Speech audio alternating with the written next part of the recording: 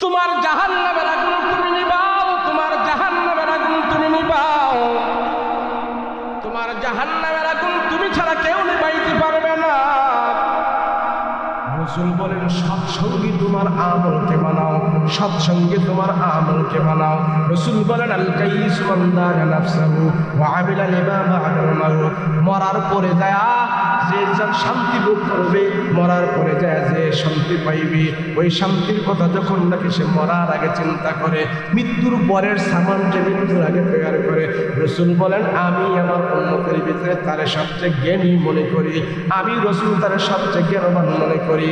যে মৃত্যুর পরের আমল দিয়ে সে কবরটাকে সাজায়, মৃত্যুর আগে সে কবরকে সাজায়, মৃত্যুর আগে শেষে তার কবরকে সাজায়, আমি রাসূল তারে সবচেয়ে বড় জ্ঞানী মনে করি, আমি তার জ্ঞানী মনে করতেছি। ঘর সাজাইলাম, সংসার সাজাইলাম, নিজের জীবন সাজাইলাম, কবর সাজাইলাম না। আল্লাহর নবী বলেন তোমার কবর প্রতিদিন 70 বার ডাকে আয় আমার কাছে আয়। রাহমাতুল লিল আলামিন একদিন কবরের পাড় দিয়ে হাসতেছে, সব সাহাবায়ে কেরামদেরকে ডেকে বললেন সাহাবীরা দাঁড়াও, ওগো নবীজি কবরের পাশে আপনি দাঁড়াইতে কোনোদিন দেখি নাই, কেন কি হয়েছে? রাসূল বলে দুই কবরের মাঝে আযাব হইতেছে, দুই কবরে আযাব হইতেছে। আমি রাসূল টের পাইলাম আযাব হইতেছে। রাসূল বলেন এই কবরের মধ্যে আযাব হইতেছে গীবত করার কারণে, আর এই কবরের ভিতরে আযাব হইতেছে সেই ছোট্ট একটা আমল না করার কারণে। বলে কি আমল? বলে এই কবরের মধ্যে আযাব হইতেছে নাপাকের কারণে, এই কবরের মধ্যে আযাব হইতেছে গীবত করার কারণে, এই কবরের ভিতরে আযাব হইতেছে সে নাপাকের কারণে। বলে কোন নাপাকি? আমার উম্মতের ভিতরে যারা এমন এমন লোক হবে, এই লোকটাও তেরকম ছিল। বলে কেমন? বলে প্রস্রাব পায়খানা করে সে পরিষ্কার হয় নাই ভালো মতো, প্রস্রাব পায়খানা করে সে ঢিলাগুলো ব্যবহার করে নাই, প্রস্রাব পায়খানা করে সে সুন্দর মতো পরিষ্কার করে নাই, প্রস্রাব করেছে ঠিক, পায়খানা করেছে ঠিক, কিন্তু সুন্দর মতো সে পরিষ্কার করে নাই। পরিষ্কার না করার কারণে কবরের ভিতরে আযাব হইতেছে। তিরমিজি শরীফের রাসূল বলে ছোট্ট একটা আমল সে করতো, ছোট্ট আমলটাকে সে অবহেলা করতো। কি? প্রস্রাব করে পায়খানা প্রস্রাব করে ভালো করে পরিষ্কার করে নেয়, সেই জন্য এটা শক্ত বড় আযাবে পরিণত হয়ে গেছে।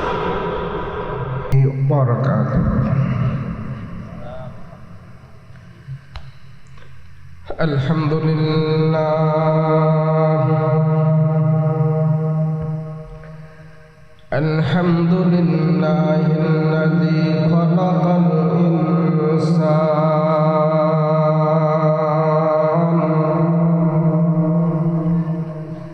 ওয়া আল্লামাহুল বায়ান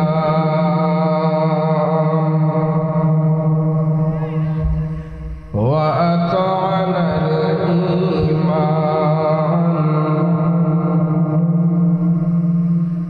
ওয়া খালাকানাল মুসলিমিনা ওয়াল মুসলিমাত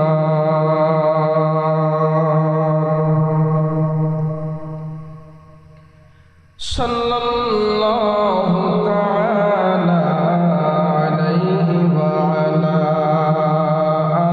আলিহি ওয়া আসহাবিহি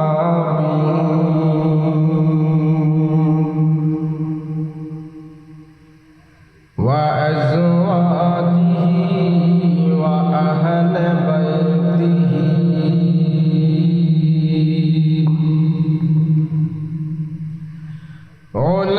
উলামাই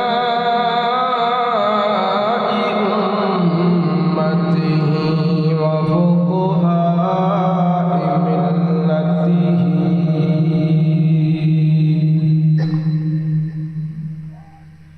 ওয়া নুজাবাই তরিকাতিহি আজমাইন।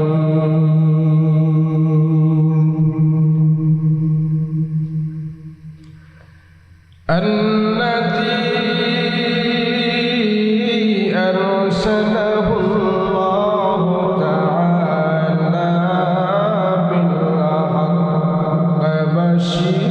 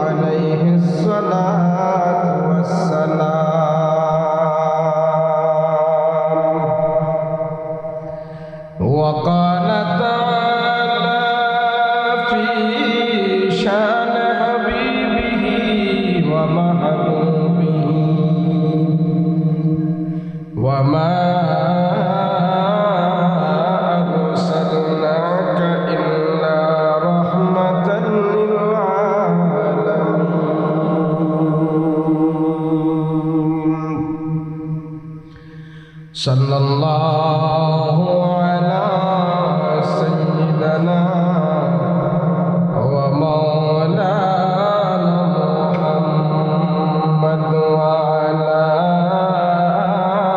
আলিহি ওয়া আসহাবিহি আজমাইন বালাগাল উলা বিকামালিহি كشف الدجى بجماله حسنت جميع خصاله صلوا عليه وآله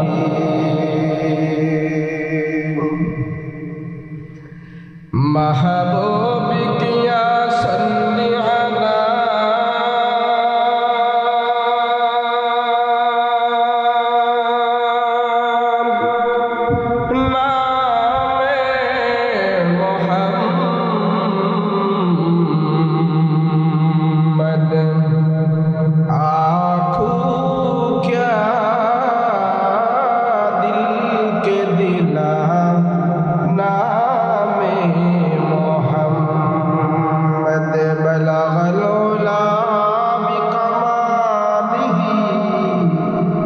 كشف الدجى بجماله حسنت جميع خصاله صلوا عليه وآله الحمد لله সকলে জবান খুলে আওয়াজ করে বলুন আলহামদুলিল্লাহ। আরো আওয়াজ করে বলেন আলহামদুলিল্লাহ। একটু শীত পড়ে গেছে তাই না? হ্যাঁ, একটু হালকা না, ভালো শীতই লাগতেছে। এই শীতের ভিতর থেকে, এই শীতের ভিতরে আল্লাহ পাক অসংখ্য অগণিত মানুষ থেকে, আরামের বিছানা থেকে আমাকে আপনাকে ওয়াজের ময়দানে নিয়ে আসছেন। আমি আপনি এখানে কষ্ট মুজাহাদা করে বসে আছি, হয়তো আর 1-1.5 ঘন্টা সর্বোচ্চ থাকতে পারে। এই কষ্ট করে বসে থাকলে লাভটা হইব কি? আচ্ছা, লাভ আছে দেখুন, কি লাভ? আমারও কাছে আসতে তো লাভ কি? শোনেন, ওয়াজ মাহফিলে আসলে, বসলে, বললে, শুনলে, সময় বের হইলে অনেক লাভ। আজকে একটা লাভের কথা শুনবেন। আপনারা এখানে এশারের নামাজের পর থেকে ধরে রাত্র 11টা পর্যন্ত যদি এখানে বসে থাকেন, হয়তো 3-4 ঘন্টা সময় হয়ে যাবে। এই মাহফিলকে কেন্দ্র করে আজকে এখানে যারা 2 ঘন্টা, 3 ঘন্টা, 4 ঘন্টা, 1 ঘন্টা, যে যতটুকু সময় এখানে ব্যয় করবে, তার 50, 60, 70 বছরের হায়াত থেকে আজকের এই মাহফিলের 1-2 ঘন্টা আল্লাহর দরবারে গুনাহমুক্ত হয়ে বসে। যারা এই আয়োজন করলো, মাহফিল দিল, এতগুলো মানুষকে তারা মাহফিলের উসিলায়, এই মানুষগুলোকে তারা বছরে 2 দিন 2 ঘন্টা করে হলেও 4 ঘন্টা তারা গুনাহমুক্ত একটা পরিবেশ উপহার দিয়েছে। কথা বলেন ঠিক কিনা? 70, 50, 60 বছর থেকে আমার এই 2 ঘন্টা যদি আল্লাহর দরবারে গুনাহমুক্ত হয়ে পৌঁছে, আর বাড়িতে যাওয়ার আগে যদি আমি আপনি তাওবা ইস্তেগফার করে বাড়িতে যেতে পারি, হতে পারে আজকের মাহফিল আমার আপনার জন্য নাজাতের উসিলা হয়ে যাবে। কথা বলেন ঠিক কিনা? অর্থাৎ নাজাতের একটা স্থান, গুনাহ মাফের একটা স্থান, আল্লাহ ক্ষমা দেওয়ার একটা স্থান। এখানে আমাদের যাতায়াত কম, জনসংখ্যা কম। কথা বলেন ঠিক কিনা? বুঝতে হবে যেই জিনিসের দাম বেশি সেই জিনিসের খরিদ্দার কম। কথা বলেন ঠিক? যেই জিনিসের দাম বেশি খরিদ্দার কম। উচ্চপদের ডিগ্রি সবাই নিতে পারে না, হাতে গোনা কয়েকজন।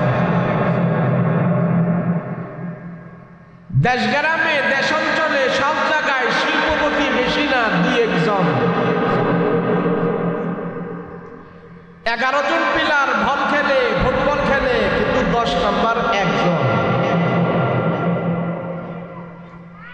তাই অনেক সময় দেখতে কম কিন্তু দাম অনেক বেশি। কথা বলেন ঠিক? কেউ কে হুজুর ওয়াজে লোক নাই, হুজুর ওয়াজে মানুষ না, ওয়াজে মানুষ না। আমি বলি ওয়াজে যেই কয়জন হয় এগুলাই মানুষ, আর যিনি গান বাদ্য নাচানাচি যাত্রা থিয়েটার ওখানে সময় কাটায় উনি মানুষ নাই, অমানুষ। এই কম সংখ্যক মানুষেরই আল্লাহর কাছে দাম। আচ্ছা বলেন তো, জাহান্নামের লোক বেশি না জান্নাতের লোক বেশি? আল্লাহ নিজে কোরআনে বলছেন জাহান্নামের লোক বেশি থাকবে, জান্নাতের লোক কম থাকবে। তো আজকেও আমরা তুলনামূলক যদি একটু লোকজন কম, জান্নাতের সাথে আমাদের এই কম সংখ্যকের মিল আছে। কথা বলেন ঠিক কিনা? বলেন পৃথিবীতে মুসলমান বেশি নাকি বেঈমান বেশি? বেঈমান বেশি না ইমানদার বেশি? কথা কয় না? বেঈমান বেশি। তাহলে জাহান্নামেও লোক থাকবে বেশি, বেঈমানের সংখ্যাও বেশি। কথা কন ঠিক না? জান্নাতে লোক থাকবে কম, ইমানদারের সংখ্যা কম, ওয়াজ মাহফিলের সংখ্যা কম, জান্নাতের সংখ্যাও কম। আজকের এই সংখ্যা জান্নাতের সাথে মিল আছে। কথা বলেন ঠিক না? এরপরেও কি আপনারা বেজা? যে জিনিসের দাম বেশি খরিদ্দার কম। বাজার আছে আমরা কেন? হ্যাঁ, এই বাজারে যায় দেখবেন অনেক সময় মাছওয়ালারা মাছ নিয়ে বসে থাকে। তো মাছ সবাই কিনে নিয়ে গেছে, এখনো মাছওয়ালায় বসে গেছে। তো কিছু মাছ আছে পচা দুর্গন্ধ বের হয়েছে, মাছই খুব বিলবিল করতেছে, আছে না? এটার পাশে আরেক বেটা টাটকা মাছ নিয়ে বসে রয়েছে, কিন্তু অনেক মাছই নেই। পচা মাছ নিয়ে যিনি বসে রয়েছে মাছই খুব, আর টাটকা মাছে কোনো মাছই নেই। তো টাটকা মাছে যে মাছই নাই এর জন্য কি কিছু আছে? এর জন্য কি দাম কম? এই কথা কন নাকি? টাটকা মাছে যে মাছই কম এর জন্য কি দামও কম? তো পচা মাছে মাছই বেশি, এর জন্য দাম বেশি। গান বাদ্য নাচানাচি থিয়েটার যাত্রা আল্লাহর নাফরমানি, ওখানে সংখ্যা বেশি, ওখানে লোক বেশি। ওইটা পচা মাছের মতো কোনো দাম নাই। কথা বলেন ঠিক? ওয়াজ মাহফিল এটা টাটকা জিনিস, বসলে সোয়া টাটকা জিনিস, এটার দাম বেশি, খরিদ্দার কম, মাছই কম। কথা বলেন ঠিক না? এমনি ভাবে ফজরের নামাজের গোসলিও কম আছে না নাই? কিন্তু রসুল বলে যে ফজরের নামাজ পড়ে মসজিদ থেকে বের হলো, তোমরা সাক্ষী দাও সেই ইসলামের পতাকা নিয়ে মসজিদ থেকে বের হয়েছে। অথচ এই পতাকা লই না কম, ওয়াজ মাহফিলের সংখ্যা কম। যতক্ষণ আপনারা এখানে বসে আছেন, আল্লাহ প্রিয় বান্দা হয়ে বসে আছেন, অতক্ষণ পর্যন্ত আপনাদের আমল নামায় ফেরেশতারা কোনো গুনাহ লিখবে না। সুবহানাল্লাহ। এর চাইতে আর কি চাই?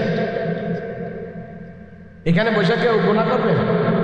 বিড়ি খাইবে, সিগারেট, পান বিড়ি, কেউ খাওয়া বন্ধ করে দেবে। কেন? সব খাওয়া দাওয়া বন্ধ, সব দেখাশোনা বন্ধ। এখন আমরা শুধু এক আল্লাহর কথা শুনবো, রসুলের কথা শুনবো। কথা বলেন ঠিক কিনা? আপনি আমল তো বাড়িতে যে করবেন সেটা পরে করবেন, কিন্তু এখানে যতক্ষণ পর্যন্ত বসা আছেন সর্বপ্রকারের গুনাহ থেকে আপনি মুক্ত আছেন। আলহামদুলিল্লাহ। আচ্ছা, বাংলাদেশে থানা আছে কয়শো? আরে 600-র উপরে থানা আছে, 300, 600-র উপরে বাংলাদেশে থানা। একটা থানায় যদি একটা করে মাহফিল হয় প্রত্যেক রাতে, 600 মাহফিল হচ্ছে। কথা বলেন ঠিক কিনা? এই কালীগঞ্জ থানায় কি আজকে একটা মাহফিল হইতেছে না আরো হইতেছে? তাহলে 600 থানায় একটা করে মাহফিল হলে 600 মাহফিল, 600 মাহফিল থেকে যদি 100 করে লোক আল্লাহর দরবারে হাত উঠায় তাহলে কত লক্ষ লোক হয়? আজ রাতে বাংলাদেশে মাহফিলকে কেন্দ্র করে হাজার হাজার লক্ষ লক্ষ মানুষ এই ছোট্ট একটি দেশ বাংলাদেশ থেকে মাহফিলের মাধ্যমে ইমানদার মুমিনেরা প্রতি রাত্রে আল্লাহর দরবারে হাত উঠায় দোয়া করে। আমি মনে করি এই শীতের সিজনে এই মাহফিলের লোকগুলোর বদলতে তারা হাত উঠে যে দোয়া করে, আল্লাহ পাক এই বাংলাদেশকে তাদের দোয়ার বিনিময় এখন ঠিক রাখছে। কথা বলেন ঠিক না? 70 টাকা কেজি আলু খাইয়া বাঙালির ঘরে হাসি ফুটার কোনো সুযোগ নাই। কথা বলেন ঠিক কিনা? 80 টাকা নাকি 70 টাকা 80 টাকা আলুর দর যাওয়ার পরও বাঙালি এখন স্বাভাবিক আছে। আপনি কি মনে করছেন আল্লাহর রহমত ছাড়া স্বাভাবিক থাকাটা সম্ভব না? কথা বলেন ঠিক কিনা? এরপরও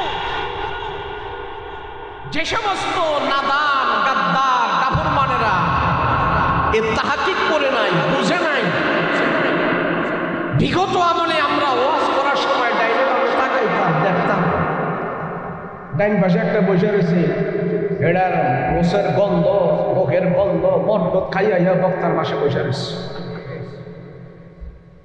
এদিকে তাকাইতাম, দেখতাম যে না, ওমা এটার মোজ বড়, এটার চুল বড়। তো বক্তায় ভয়ে ভয়ে থাকতো, কখন কি কইলে না কি না কয়। তো বক্তায় সব বুঝে ওয়াজ করে যাইতে পারে। যেই মাহফিলে মুমিনেরা বসে থাকে গুনাহ হয় না, আরেক মুমিন এসে সেখানে কথা বলতে ভয় পায়, দুই সাইডে গাদ্দার বসা থাকে। এই সমস্ত গাদ্দারদেরকে টাকা দিয়ে পর্যন্ত মাহফিল চালু করতে হয়েছে। শুধু আমরা বক্তারা ভয়ে ভয়ে ছিলাম তা না, কমিটিরাও ভয়ে ছিল। অনেক মাহফিলে আমরা গেলে বলতো থানার মধ্যে ঘুষ দিয়া ইয়ার ঘরে মাহফিলটা চালু করছি। এই অবস্থা ছিল এই দেশে। তো যাদের কারণে ইমানদারেরা হাত উঠে আল্লাহর দরবারে দোয়া করতে পারে নাই, আজকে তাদের উপরে আল্লাহর পক্ষ থেকেই গজব আসছে। কথা বলো, ভবিষ্যতেও যারা এমন করবে তাদের উপরেও গজব আসবে। কথা বলেন ঠিক কিনা? হাজার হাজার লোক, লক্ষ লক্ষ বাঙালি এই শীতের সিজনে প্রত্যেক রাতে আল্লাহর দরবারে হাত উঠে দোয়া করে। এই দেশের মাটি থেকে দোয়া আকাশের উপরে যায়, তাহলে এই দেশের ভিতরে কি আল্লাহর রহমত আসবে না? কথা বলেন, আসবে না? এই রহমত থেকে যারা বঞ্চিত করে দিতে চায় তাদের উপরে আল্লাহর পক্ষ থেকে আল্লাহর গজব আসে। কথা বলেন। আমি তো অনেক সময় আশ্চর্য হয়ে যাই, আসলে আমরা তো কোনো দলের না, সব দলে আমাদের। এরপরে মাঝে মাঝে দলের দালালি করতে যাইয়া যারা ইসলামের বিরুদ্ধে কথা বলে তাদের কথা আমরা মাঝে মাঝে বলতে হয়। এরপরেও তাদের জন্য আমাদের আক্ষেপ আর আফসোস হয়, বাইরে দল কি তোমার কাছে কোরআনের চাইতে বড় হয়ে গেল? দলের নেতা কি আমার রসুলের চাইতে বড় হয়ে গেল? দল কি তোমার দেশ থেকে বড় হয়ে গেল? যখন তারা দল কানা হয়ে যায়, নেতা কানা হয়ে যায়, ধর্মের প্রতি তারা বৃদ্ধাঙ্গুলি দেখায়, তখন আর মৌলবী যদি চুপ থাকে সেই মৌলবীর ইমাম থাকে না। কথা বলেন ঠিক না? তখন আমরা বলতে তো বলছি, আপনি যেমন দলের বিরুদ্ধে কথা বললে আপনার পথ থাকবে না, আমরাও যদি কোরআন হাদিসের কথা না বলি হাসরের ময়দানে আমাদেরও জান্নাতে যাওয়া যাবে না। কথা বলেন, এজন্য মাঝে মাঝে বলা, এজন্য সাবধান। আমি পৃথিবীতে যতদিন বেঁচে থাকবো আল্লাহ, রসুল, কোরআন, হাদিস, শরীয়ত, নামাজ, কালেমা, রোজা, হজ, যাকাত আমার ধর্মের সাথেই আমি থাকতে চাই। কথা বলেন, বিকল্প কোনো গতি নেই। তো বিকল্প গতি যারা খুঁজবে ওই গতি তাদের জন্য ক্ষতি হয়ে দাঁড়ায়। কথা বলেন ঠিক না? আমি অনেক সময় বলি ভাই, যারা এদেশে রাজনীতি করে, আওয়ামী লীগ, বিএনপি, জাতীয় পার্টি, সবার জন্য তো আমাদের মায়া। সবাই তো আমাদের এদেশের মানুষ, তারা সবাই তো আমাদের ভাই। রাজনীতি করতে যেয়ে যদি কোরআনের বিরুদ্ধে কথা বলে, একটু চিন্তা করে না, হায় হায় কার বিরুদ্ধে কথা বললাম। নমরুদ কথা বলে টিকতে পারে নাই, ফেরাউন কথা বলে টিকতে পারে নাই, আবু জাহেল কথা বলে টিকতে পারে নাই, আবু লাহাব টিকতে পারে নাই। তাদের চাইতে তো আমি বড় জালিম না, আমি তাদের চাইতে ছোট জালিম। আর আল্লাহ পাক একটা ওয়াদা করছে, যত বড় আমার বিরুদ্ধে জালিম হবে, তত ছোট যন্ত্র দিয়া তারে আমি দুনিয়া থেকে নাস্তানাবুদ করব। আল্লাহর শত্রু যত বড়, আল্লাহ এটারে নিধন করে, খতম করে তত ছোট যন্ত্র দিয়া। কথা বলেন কি দিয়া? একজন জানতো বাচ্চাগুলো একটু কথা বলতে লাগে। মাশাআল্লাহ, এই পরিবেশটা আমার কাছে খুব ভালো লাগতেছে। আপনারা এখানে যাই শ্রোতাগুলো বলছেন না, বসছেন, প্রত্যেকটা শ্রোতা বুঝবান একটা অবস্থা। অনেক মাহফিলে গেলে দেখবেন বাচ্চা কাচ্চা দিয়ে ভরপুর ভরে থাকে সামনে। একজন সামনে বাচ্চা নাই, আমার কথা বলতে খুব মজা লাগতেছে। কেন? ওয়াজ মাহফিল কিন্তু বুঝবান লোকদের জন্য, বালেকদের জন্য না, বালেকদের জন্য ওয়াজ। তাই আমি যতদিন দুনিয়াতে বেঁচে থাকবো, ততদিন যদি আমার সম্পর্কটা নেকের সাথে হয়, ভালোর সাথে হয়, ভালো বন্ধু হয়, কোরআনের সাথে হয়, হালালের সাথে হয়, একদিন এই সমস্ত ভালো লাগার এই জিনিসগুলো আসরের ময়দানে আল্লাহ পাক আমার আপনার জন্য নাজাতের ওসিলা বানায় দেবে। সেজন্য আমি কোরআন থেকে একটা আয়াত তেলাওয়াত করেছিলাম, ওয়ায়াউমা ইয়া'আদ্দু যালিমু আলা। আল্লাহ পাক এখানে জালেমদের কথা বলছেন। জালেম মানুষ জালিমি করে, প্রত্যেকটা মানুষের সে নিজে জালিমি করে, জালেম হয়। প্রতিটা মানুষ জালেম হওয়ার সম্ভাবনা থাকে, সে জালেম হয়। বলে হুজুর কেমনে?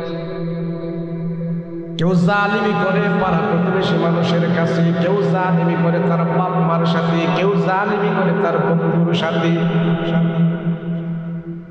আবার কেউ জালিমি করে তার নিজের নফসের সাথে। সমস্ত মানুষগুলো তার নফসের সাথে জালিমি করে, জুলুম করে। প্রত্যেকটা মানুষ আমার নফসের উপরে আমি জুলুম করি, কিন্তু আমার খবর নাই আমার নফসকে জুলুম করে কত নষ্ট করে আমি দিয়েছি। এটার ভলিউম সাউন্ড কমায়া একটু দেন, সুন্দর করে, সুন্দর করে একটু দেন, গ্যাং গ্যাং আওয়াজে না। প্রত্যেকটা মানুষ পৃথিবীর বুকে জালিম হয়ে যায়। মানুষ জালিম হওয়ার জন্য অন্য কাউকে খুন করতে হয় না। মানুষ জালিমি করে তার নফসের উপরে সে জুলুম করে। কিভাবে? নফস আমার যেতে চায় সুদের দিকে, নফস আমার যায় জাহান্নামের দিকে, নফস আমার যায় গান বাজনার দিকে, নফস আমার যায় আল্লাহর নাফরমানির দিকে। ওই নফসকে যখন নাকি আমি টান দিয়ে আমার হালালের দিকে না আনি, সেই জন্য আমার নফসের উপরে আমি জুলুম করি। আল্লাহ পাকের নবী আমাদের আপনাদের সবাইকে দোয়া শিখাইছেন, তোমরা সবাই তোমাদের নফসের উপরে জুলুম করো, নফসের চাহিদা মতন তোমরা আল্লাহর বিরোধিতা করো, সেই জন্য তোমার নফসের উপরে তুমি জুলুম করো।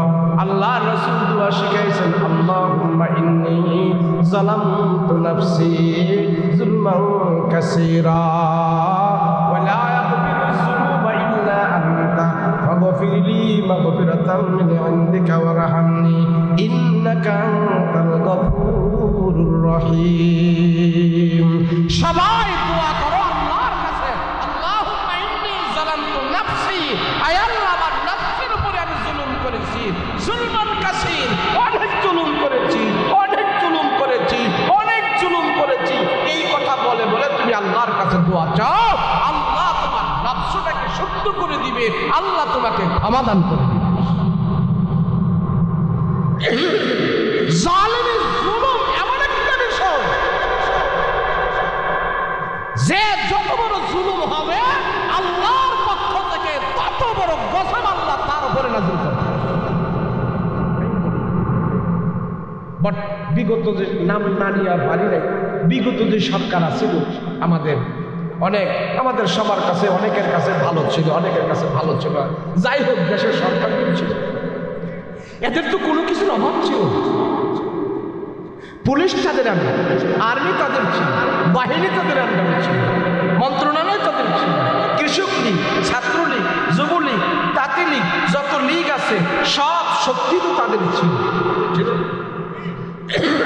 অর্থনৈতিক শক্তিও তাদের ছিল, জনশক্তিও ছিল।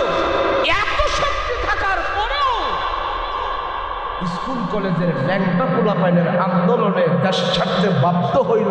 এটা খোদার গজব ছাড়ার কিছু না। কথা বলো, জালেমের মাত্রা বেড়ে গেলে আমি ধারণা করতে পারি না এমন জিনিস দিয়ে আল্লাহ আমাকে পতন করে। এত বড় জালেম হয়েছিল। নমরুদে ধনুক আছে না, তীর ধনুক, এই যে আমরা ছাড়ের ধনুক দেখছেন না, নমরুদ এই ধনুক দিয়ে এইভাবে উদারে তীর মারত। তো তীর মারতো তো মানুষ কয় তীর কেমনি বিশ্বাস করবো, খোদার যে মারছ।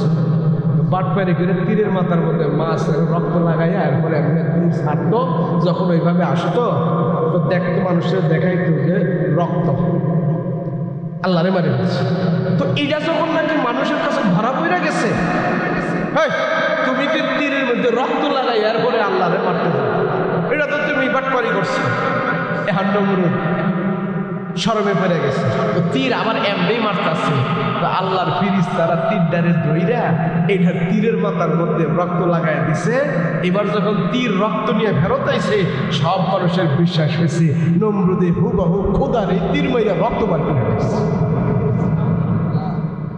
আরে আল্লাহ জালিমদেরকে নিয়ে খেলাধুলা করে, তরে যখন সাইজ করবো সারা পৃথিবীর মানুষ দেখতে পারবে তরে যে কত নম্বরের শয়তান, কত নম্বরের অধপতন আমি আল্লাহ ঘটাই। কথা বলেন। আর এটারে আল্লাহ কয় আমি ছাড় দেই ছেড়ে দেই না, আমি ছাড় দেই ছেড়ে দেই না। কথাটার অর্থ বুঝেন? আল্লাহ ডিল দিয়া রাখছে, সুযোগ দিয়া রাখছে, যখন সিফাতে ধরবো তোর কোনো ব্যাপার বেড়ায় ছুটে নিতে পারবে না। এটার নাম ওই আল্লাহ ছেড়ে দেয় না। কথা বলেন ঠিক না? তো আল্লাহর যত বড় শত্রু ছিল নমরুদ, এত বড় শত্রু, নমরুদের ধ্বংস করার জন্য আল্লাহ কত বড় বিমান ব্যবহার করছে, কামান ব্যবহার করছে। কথা কান্না আর মিয়া ল্যাংরা মশার ভিতরে যে ল্যাংরা ওলার তো শক্তি আছে, মশার ভিতরে যেটা দুর্বল একটা ফা নাই, আল্লাহ হেডারে ঘুরতে বার করছে না, হের ভিতরে তার ঢুক। যত বড় শত্রু তত বড় ছোট যন্ত্র। কথা বলেন ঠিক কিনা? এটাই আল্লাহর নিয়ম। এই জন্য বাবা বলি আমি দুনিয়ার হায়াতের জিন্দেগি বেশি না, হায়াতের জিন্দেগি বেশি না। আল্লাহর রাসূল বলেন যতদিন তুমি দুনিয়াতে থাকবে তোমার বয়সটা, তোমার যৌবনটা, তোমার জীবনটা নেক কাজের সাথে লাগাও। আল মারউ আলা দীনি খালিলিহি ফালইয়ানজুর আহাদুকুম মান ইউখালিল। বন্ধু বানাইবা দুনিয়াতে, তুমি ভালো জিনিসকে বন্ধু বানাও। হাসরের ময়দানে তোমার মহব্বতের জিনিসগুলো তোমার সামনে দাঁড়াবে। কেউ বলে হুজুর বিড়ি না খাইলে আমার ভালো লাগে না, প্রত্যেক দিন এক প্যাকেট পেনশন খাই, প্রত্যেক দিন এক প্যাকেট সিগারেট খাই। হাসরের ময়দানে তোমার অভ্যাস ছিল, তোমার মহব্বত ছিল বিড়ির সাথে। হাসরের ময়দানে বিড়িগুলো, তামাকগুলো তোমার সামনে দাঁড়াবে। আল্লাহ ফেরেশতাদেরকে ডেকে ডেকে বলবে এটা বিড়ি করেছিল, এটা বিড়ি করেছিল। বিড়ির প্রতি সে আসক্ত ছিল, সিগারেটের প্রতি সে আসক্ত ছিল। সকালবেলা ঘুম থেকে উঠে সে সিগারেট ধরাইতো, আবার বিকালবেলা রাতের বেলা যখন ঘুমে যাইতেন ঘুমের ঘরেও সিগারেট খেয়ে সে ঘুমে যাইতেন। একটা মহব্বত ছিল সিগারেটের সাথে, তামাকের সাথে। হাসরের ময়দানে আমার আপনার ডানে বামে আমার বিড়ি সিগারেট গুলো দাঁড়ায়া থাকবে। আমি আসক্ত ছিলাম তো এটা। আল্লাহর রাসূল বলেন যে জিনিসের প্রতি তোমার মনটা মাইল ছিল, তোমার দিলটা মাইল ছিল, সেই জিনিসগুলো হাসরের ময়দানে তোমার দুই পাশে দাঁড়ায়া যাবে। তোমার মন কোন দিকে বেশি ছিল সেটা আল্লাহ ভালো জানেন। জাহান্নামের আযাবের ভয় আমার জবান দিয়ে আমি মিথ্যা কথা বলতে থাকবো, এটা করি নাই সেটা করি নাই। আল্লাহ কোরআনে বলেন ওয়াহুসিলা মা ফিস সুদূর, হাসরবাসীদের সামনে আমার আপনার দিলটাকে আল্লাহ টুকরা টুকরা করে ভেঙে দিবে। আর ওই দিলের ভিতরে থেকে আওয়াজ হবে, দিলের ভিতরে থেকে আওয়াজ হবে, আল্লাহ এটা হারাম খোরের দিল, সে হারাম খাইতো কিন্তু মাথায় টুপি থাকতো, তার দিলের ভিতরে হারামই ছিল, তার দিলের ভিতরে বদদিনই ছিল। আল্লাহ আমি দিল আপনার সাথে কথা বলতেছি, লোকটা মুখে এক ছিল আর দিলের ভিতরে আরেক ছিল। লোকটা মুখে মুখে ধর্মের কথা বলতো জনসমক্ষে, আর পিছনে যায় আসে হুজুরদের বিরোধিতা করত, ধর্মের বিরোধিতা করত। আমি দিল জানি, আমি দিল আপনার সাথে কথা বলতেছি, দিল সাক্ষী দিবে। সেই জন্য আল্লাহ পাক রব্বুল আলামিন কোরআনে কারীমের ভিতরে আয়াত নাযিল করে জালিমের কথা আল্লাহ কোরআনে উল্লেখ করে আমাকে আপনাকে সতর্ক করে। হে ভাই, কোরআনের প্রত্যেকটা আয়াত আল্লাহ পাক কোনো না কোনো প্রেক্ষাপটে নাযিল করেছেন আমাকে আপনাকে সতর্ক করার জন্য। আল্লাহ পাক কোরআনের আয়াত নাযিল করেছে। রব্বুল আলামিন সমস্ত মানুষদেরকে জানায় দেও, মানুষেরা এই কোরআন তোমাদের জন্য আমি আল্লাহ বানাইলাম সংবিধান, প্রত্যেকটা আয়াতে তোমাদের জন্য দিক নির্দেশনা। আল্লাহ কোরআনে এখানে বলতেছেন ওয়ায়াউমা ইয়া'আদ্দুজ যালিমু আলা ইয়াদাইহি ইয়াকুলু ইয়া লাইতানি ইত্তাখাযতু মা'আর রাসূলি সাবিলা ইয়া ওয়াইলাতা লাইতানি লাম আত্তাখিয ফুলানান খালিলা ফুলানান খালিলা ফুলানান খালিলা। আল্লাহ আয়াতের ভিতরে ডাক দিয়ে বলে, দুনিয়ার মানুষ হাসরের ময়দানে যারা জালিম হবে, ওই জালিমেরা তাদের নিজের হাত কামড়াবে, তাদের হাতগুলো কামড়া কামড়ায়া তারা চিবায়া চিবায়া হাড্ডিগুলো পর্যন্ত খাইতে থাকবে। তারা মানুষের টাকা মারছে, দেশের টাকা মারছে, জনগণের টাকা মারছে, গরিবের পেটের ভিতরে লাথি দিছে, নিজেরা মদ খাইতো, নারীবাজি করত, সমাজের মানুষদেরকে তারা চাপা দিয়া রাখতো, গোপন কথা তারা ওপেন করতো না, সমাজের মানুষের দিকে চিন্তা করতো না, নিজের পেট ভরে তারা ভোজন করেছে।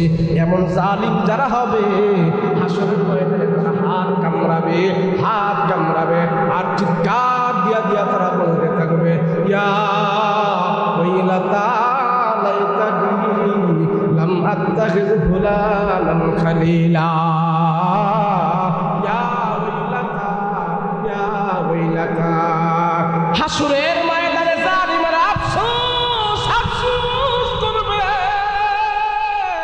হায় আমি তারে কেন বন্ধু বানাইলাম না, আরে কেন তারে বন্ধু বানাইলাম, মদখোরকে কেন বন্ধু বানাইলাম, বদখোর নেতাকে আমি বন্ধু বানাইলাম, দুর্নীতিবাজকে আমি বন্ধু বানাইলাম, চাল চোর ঘমচোরকে আমি বন্ধু বানাইলাম, আমার নেতা বানাইলাম।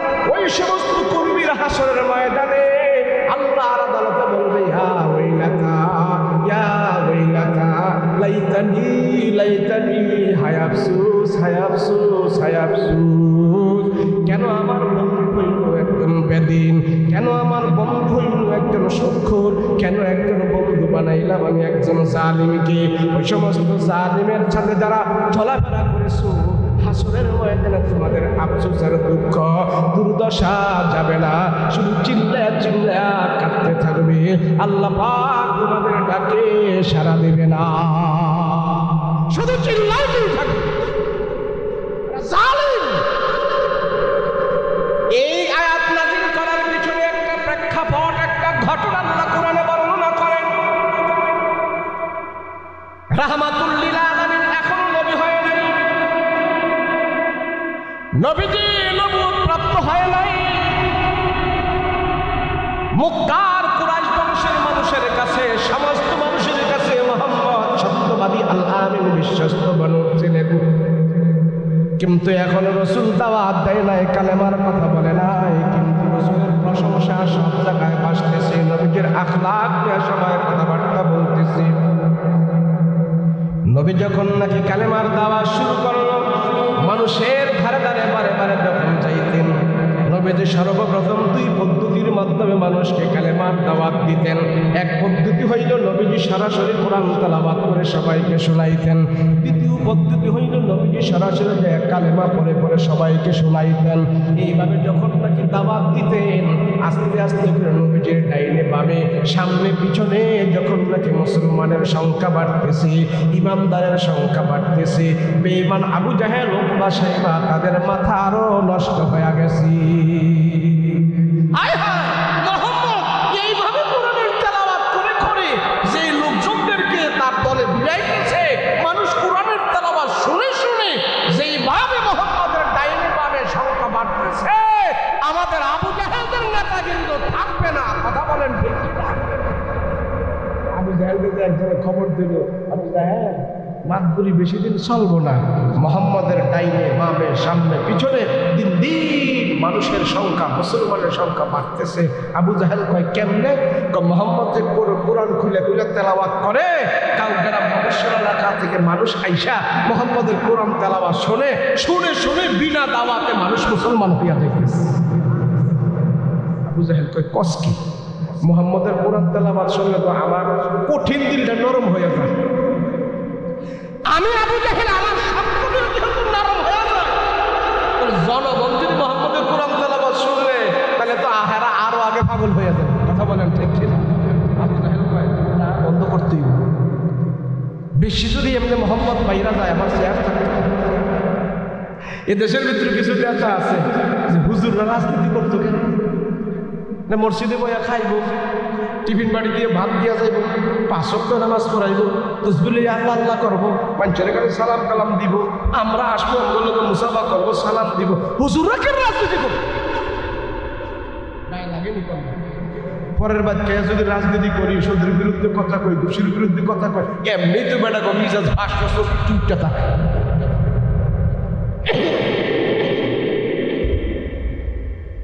তো কেন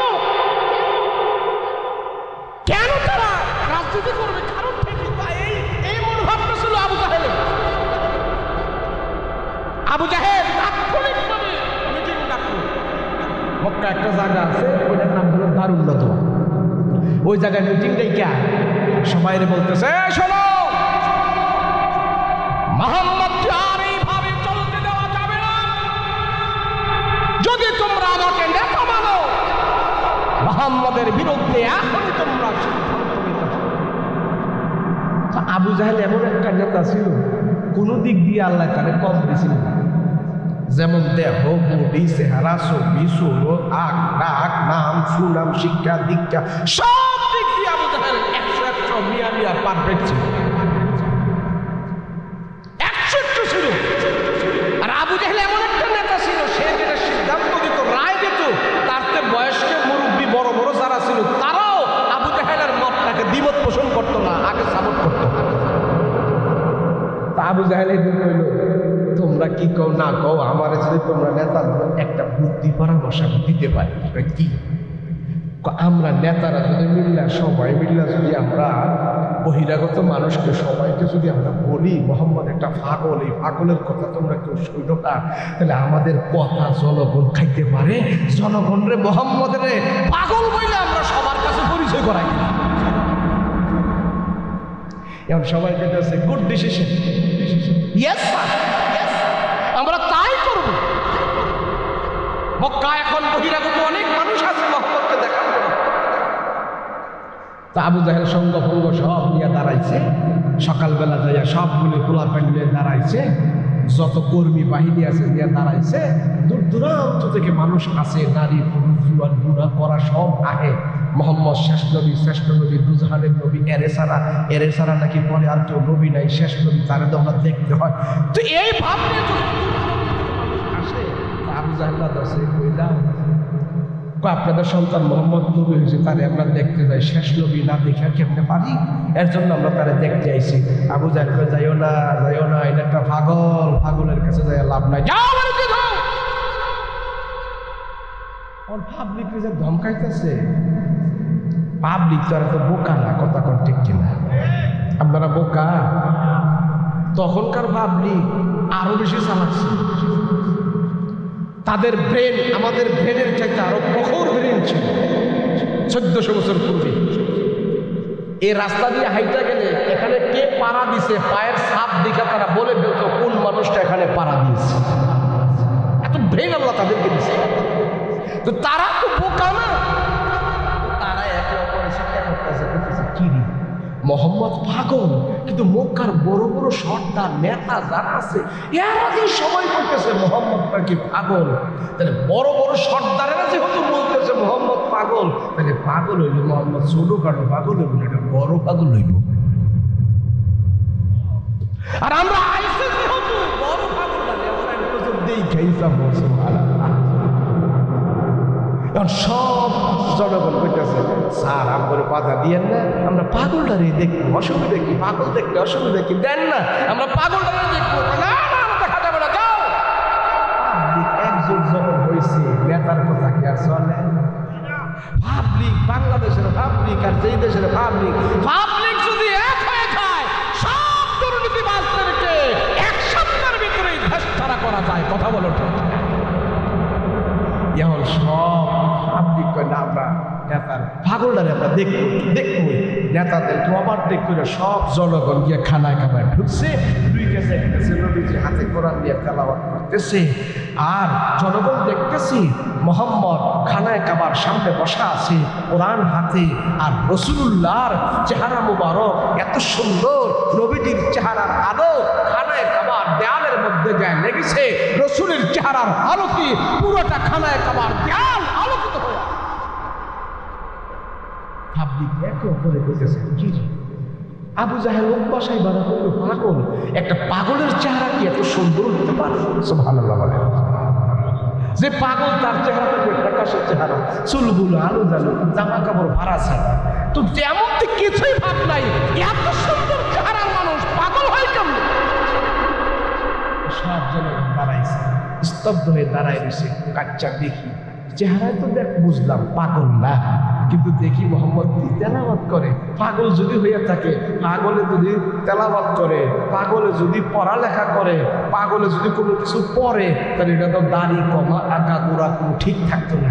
কেননা পাগলে এখান থেকে এক মিশ্রা, ওখান থেকে এক মিশ্রা। কেন? পাগল তো পাগল হয়, একবার গান গায়, আরেকবার গজল খায়, একবার উর্দু কয়, আরেকবার বাংলা কয়, আরেকবার হিন্দু কয়, একবার আলমতি, এই একটা হুরুস্থুর অবস্থা থাকে। কথা কন সব জনগণ দাঁড়াইছে, রাসূলের পিছে দেখি আবু জাহেলরা পাগল কইল, দেখি পাগলে কি পড়ে, পড়ার দ্বারা আমরা বুঝতে পারবো লোকটা আসলে পাগল কিনা। কথা বলেন ঠিক কিনা?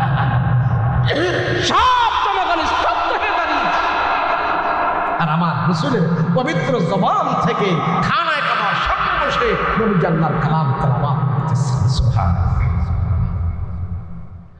বিসমিল্লাহির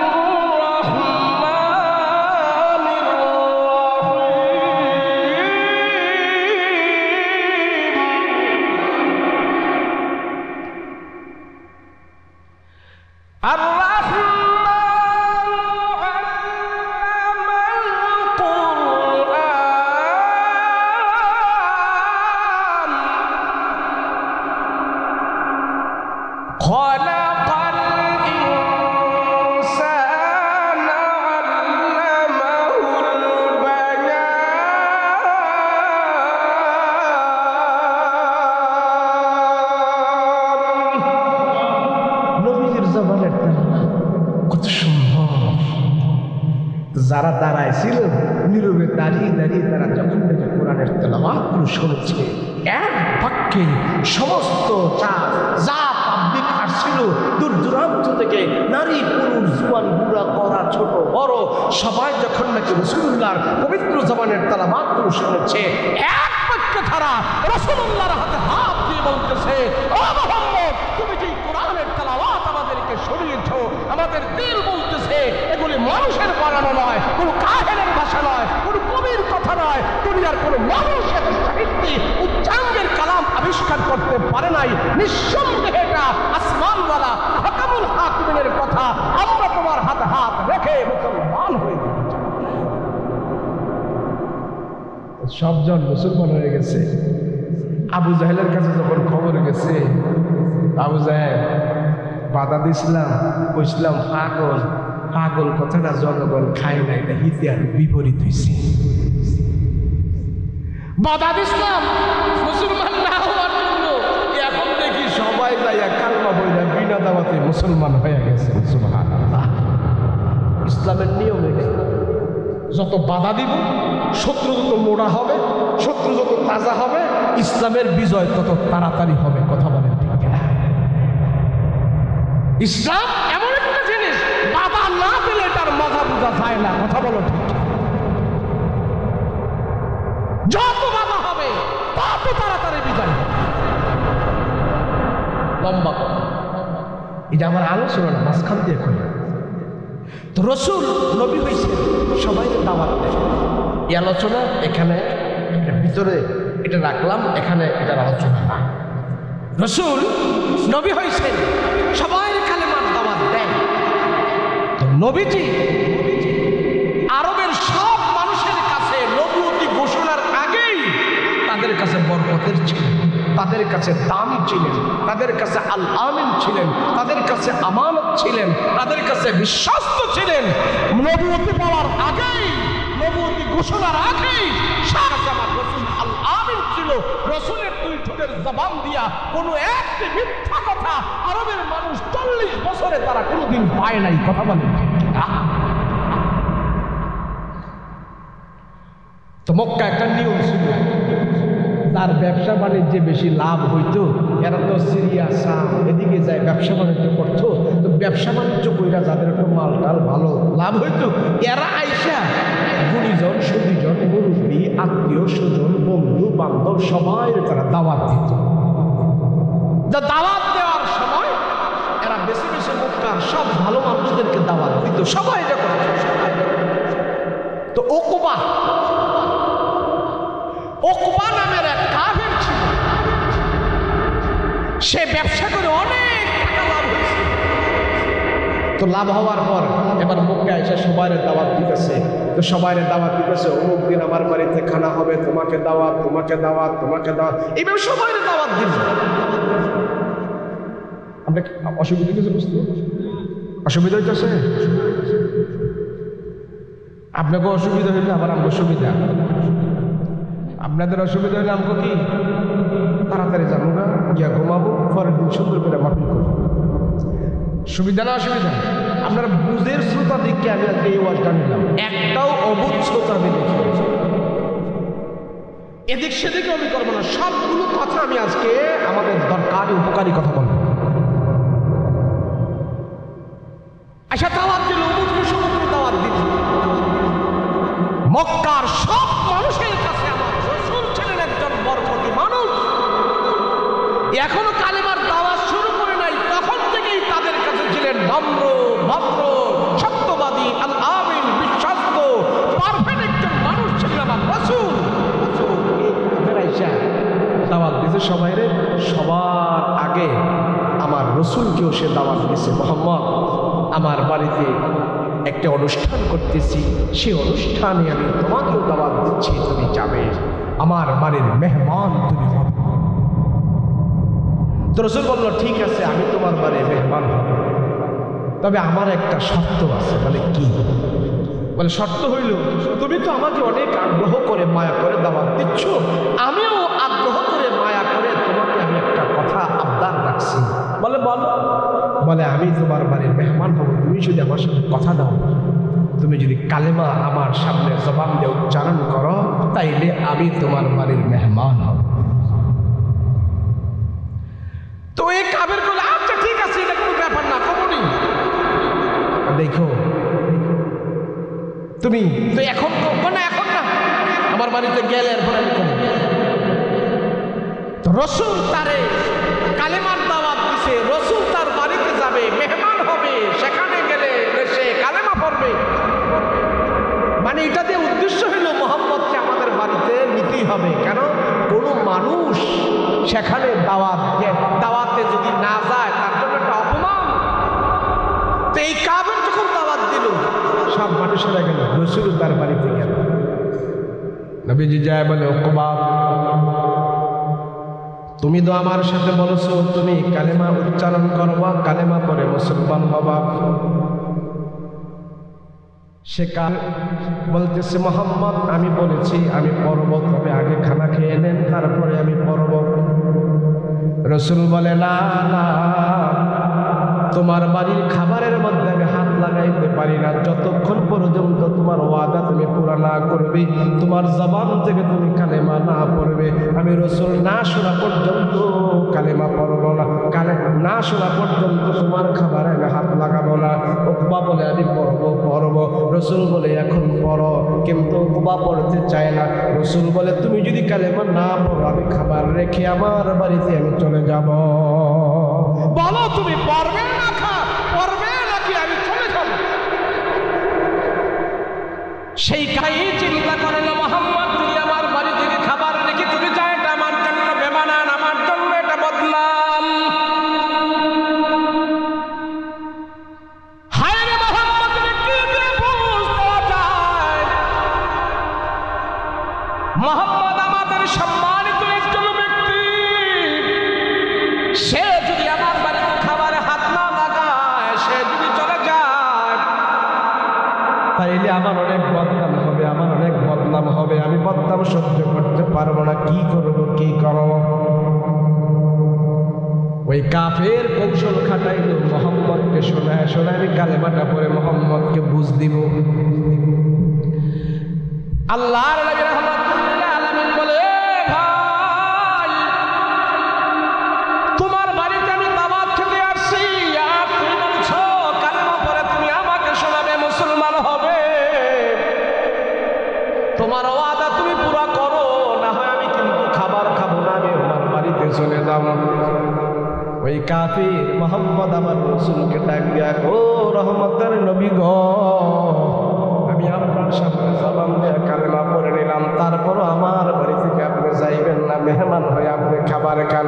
রসুল বলে বাতাও কালেমা বাতাও।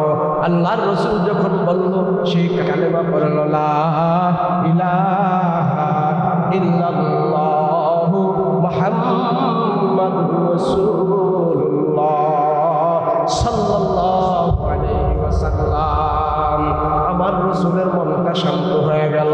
নবীজি মুস্কি একটা হাসি দিলেন, আর মনে মনে ভাবলেন তোমার কপাল থেকে তুমি জাহান্নাম সরায় দিলা, জান্নাতের ভিতরে তুমি ঢুকে গেলা।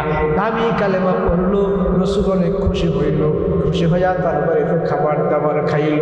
সুন্দর করে খাবার দাবার খেয়ে রসুল যখন বাড়িতে চলে আসলো, আবু জাহেলের কানে খবর গেল উকবা নাকি কালমা পড়ে মুসলমান হয়ে গেছি। আবু জাহেল খুব রাগ হয়েছে।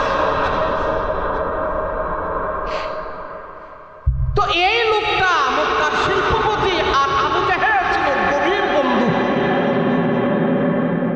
আবু জাহেল দেখলো আমার বন্ধু কালমা পড়ে মুসলমান হয়েছে। আবু জাহেল এমন জিদ করছে,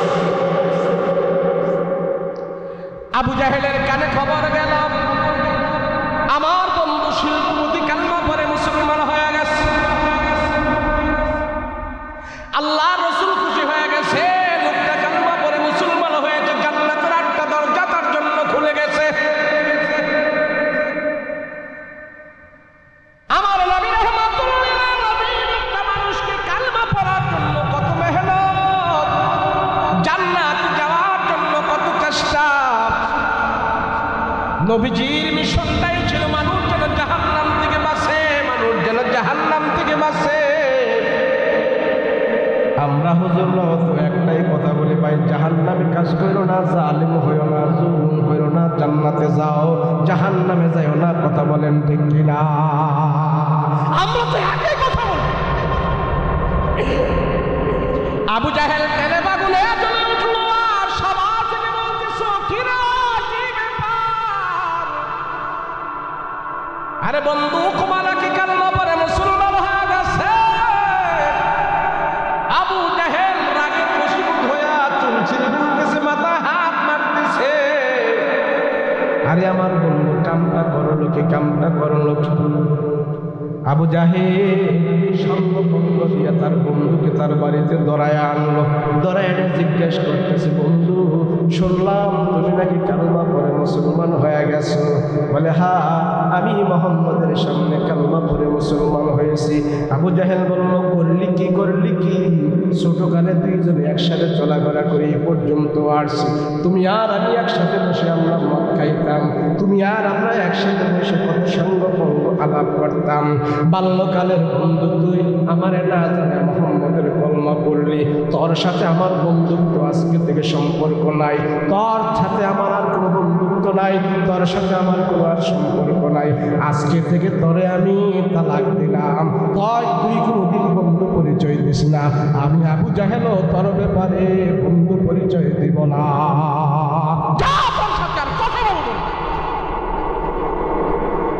ওকবার মনটা খারাপ হয়ে গেল, আমার বাল্যকালের বন্ধু মুহাম্মদের জন্য আমার হাতছাড়া হয়ে গেল।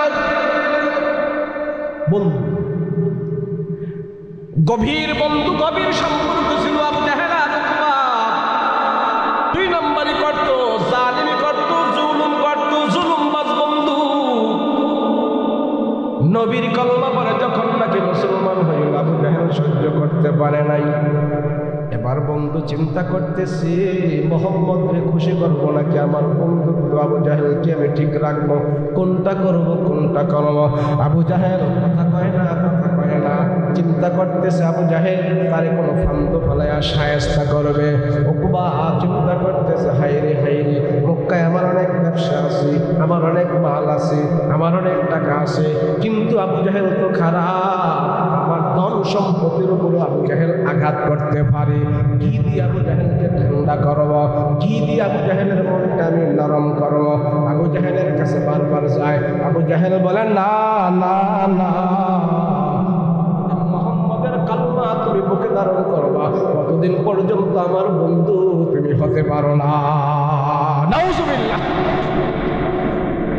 আবু জাহেল ডাক দিয়া বলে, উকবা, তুই কি আমার বন্ধু রাখবি নাকি মুহাম্মদের কালমা ছাড়বি? বল,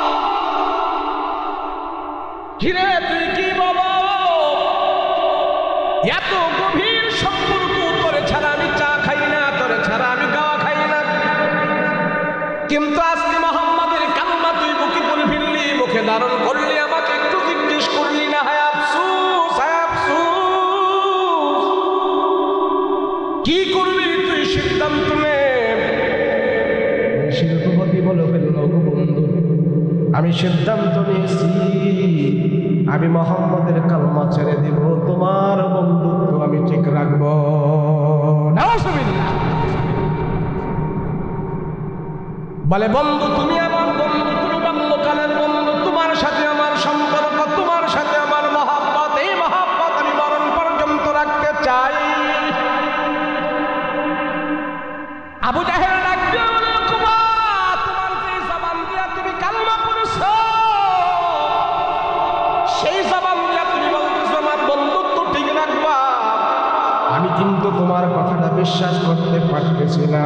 বলে, কি বললে আবু জাহেল তুমি বিশ্বাস করবা আমি যেন তোমার বিশ্বস্ত বন্ধু?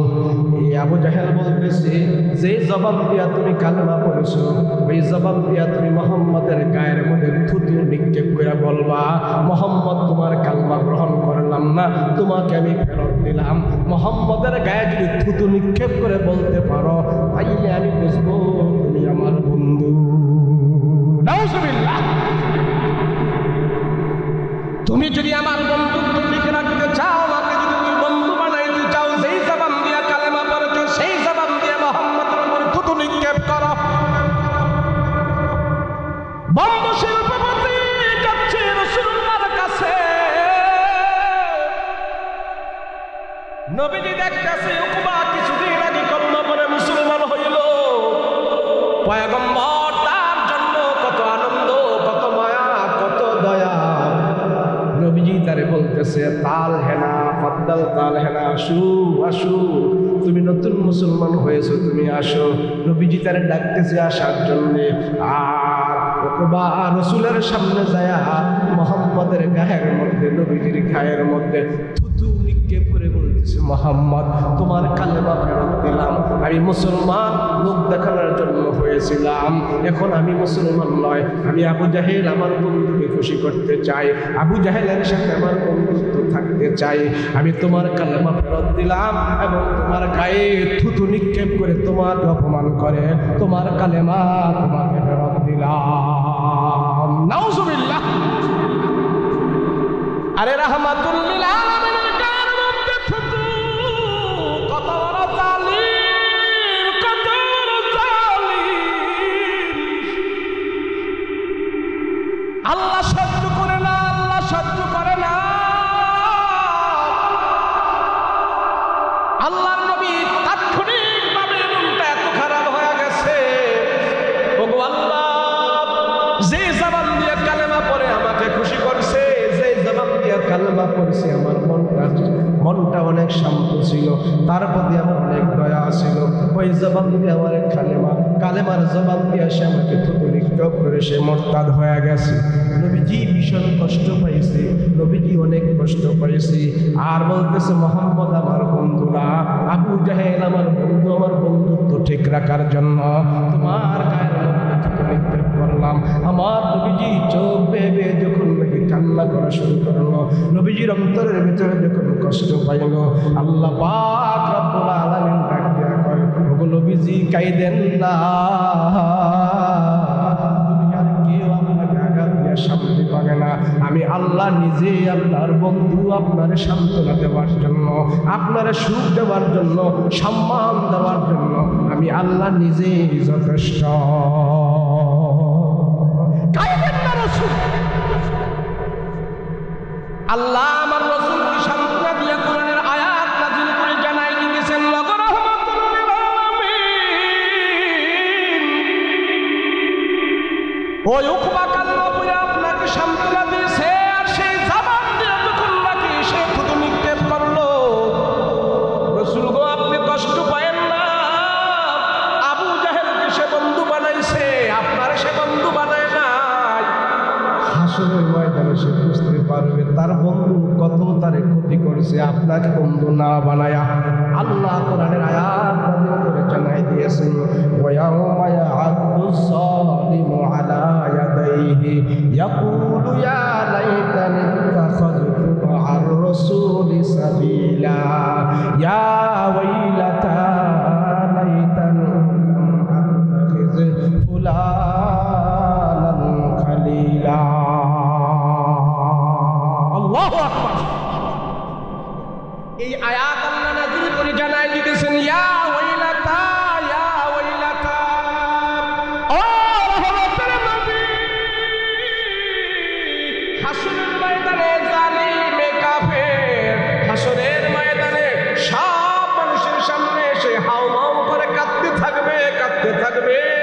আর তার নিজের কনি কবজি এগুলা সে হাত কামড়াইতে থাকবে আর বলতে থাকবে, ইয়া ওয়াইলাতা, হায় আফসোস, হায় আফসোস, হায় আফসোস, আমি করলাম কি? আবু জাহেল আমি বন্ধু বানাইলাম, মুহাম্মদ আমি বন্ধু বানাইলাম না, আমার দুর্দশা আফসোস কে দেখবে? সেদিন সে এমন ভাবে চিল্লাইতে থাকবে, নিজের হাত কামড়াবে, নিজের হাতটি কামড়াবে, গোস্ত কামড়ায় কামড়ায় সে নিজের শরীরের গোস্তগুলো খেয়ে ফেলবে। তার আফসোস আর দুর্দশা হাসরের ময়দানে সব মানুষ দেখতে পাইবি। যারা জালিমি করে, আল্লাহর রাসূলের সাথে যারা দুশমনি করেছে, আল্লাহর রাসূলের ওয়ারিসদের সাথে যারা দুশমনি করেছে, নিরহ আলেমদেরকে জেলখানার ভিতরে বন্দী করে করে রাতের বেলা আলেমরা চোখের পানি ফেলে ফেলে কান্না করেছে, এই কান্না কোনোদিন বৃথা যেতে পারে না। কথা বলেন ইমামদার, তোমরা ইমামদারদেরকে কেউ কষ্ট দিও না, জালেম হও না। আর সেই জালেম করলি সহ্য করে না। কথা বলেন, কথা বলেন না, এই বলেন না বন্ধু বানাবো কেন? আপনি যারে বন্ধু বানাবেন, যেই জিনিসটার সাথে আপনার আসক্ত সম্পর্ক থাকবে, হাসরের ময়দানে সেই জিনিস নিয়ে আপনি আল্লাহর আদালত করবেন। রাসূল পাক সাল্লাল্লাহু আলাইহি ওয়াসাল্লাম বলেন, তোমার যে সময়টা আছে দুনিয়াতে, তোমার যে হায়াত আল্লাহ দিয়েছেন, এই হায়াত নেয়ামত আল্লাহ পাক দান করেছেন। কথা বলেন ঠিক কিনা? মানুষ আসলে মানুষ কেমন এক অবস্থা হয়ে গেছে, তারে যে বানাইলো সে আল্লাহ সম্পর্কে সে জানে না। কথা বলেন ঠিক কিনা? দুনিয়ার সব কিছু জানে, আগুন পানি বাতাস এগুলি সব চেনে, কিন্তু মানুষ এমন নিমক হারামি, তার মাবুদ তার রব তার আল্লাহকে সে চিনে না। কথা বলেন ঠিক কিনা? এক ইমাম সাহেব আইসা স্টেজে বক্তারে বিচার দিতেছে, হুজুর আমাদের এলাকার চেয়ারম্যান সাহেব সরকারি ত্রাণ গম যা পায় সব নিজে বাইরে খায়া ফেলে, মানুষের দেয় না। তো হুজুরে জিজ্ঞাসা করছে, আপনার চেয়ারম্যান নামাজ পড়েন? না হুজুর নামাজ পড়েন। তো হুজুরে বক্তায় কয়, যে চেয়ারম্যানে আল্লাহর নামাজ আদায় করে না, আল্লাহর হুকুম আদায় করে না, নামাজে খাইয়া ফেলছে, তো সেই চেয়ারম্যান জনগণের গম খাইবো না খাইবো নাকি? আরে আল্লাহর হুকুম যে পুরা করে না, এই মানুষ তো কোনোদিন দুনিয়ার মানুষেরও হক আদায় করতে পারে না। কথা বলেন? যে বাপ মা নামাজ পড়ে না, রোজা রাখে না, যে বাপ মা হারাম সুয়র হালাল হারামের কোনো তমিজ করে না, সেই বাপ মা কি তার সন্তানদেরকে হালাল হারামের তমিজ শিখাতে পারবে? কথা বলেন না, পারবে? তো সেই সন্তান, যেই বাপ মা সে নিজে হালালের উপর চলে না, সন্তানদেরকে হালালের উপর চালাইবে কেন? বলেন তোমার সম্পর্কটা হবে নেকওয়ালার সাথে, তোমার সম্পর্কটা হবে ইমানদারের সাথে, তোমার সম্পর্কটা হবে নামাজের সাথে, তোমার সম্পর্কটা হবে রোজার সাথে। এই সম্পর্ক যখন হবে, হাসরের ময়দানে সবগুলো তোমার সাইডে ফাইডে দাঁড়ায় থাকবে। তোমার যদি একজন নেককার বন্ধু থাকে, এই বন্ধু হাসরের ময়দানে তোমার জন্য নাজাতের উসিলা হবে। আমরা তো যাই বন্ধু বানাই, আমরা যাইয়া সম্পর্ক করি যার শক্তি বেশি, যার সামর্থ্য বেশি, যার মান বেশি, যার দৌলত বেশি, তার দুনিয়াদার ডিগ্রি বেশি, তার সাথে আমরা সম্পর্ক করি। করেন ভালো কথা, করার আগে আপনি চিন্তা করেন এই সম্পর্ক হাসরের ময়দানে আমার নাজাতের উসিলা হবে কিনা। কথা বলেন? অনেক কথা বলা, অনেক কথা বলা, কিন্তু সব কথা মাহফিলে বলা যায়, সব কথা বলা যায় না। কোরআনে কারীমের ভিতরে বলেন, ইয়া আইয়ুহাল্লাযীনা আমানুত্তাকুল্লাহ ওয়া কুনু মা'আস সাদিকিন। সৎ লোকের সাথে তোমার সম্পর্ক হবে, সঙ্গী হবে, এই সৎ লোক হাসরের ময়দানে তোমার জন্য নাজাতের ওসিলা হয়ে যাবে। কথা বলেন? মুফাসসিররা অনেক ব্যাখ্যা করেন। আমার ঘরের ভিতরে যে আমার বিবি আছে, কি আছে?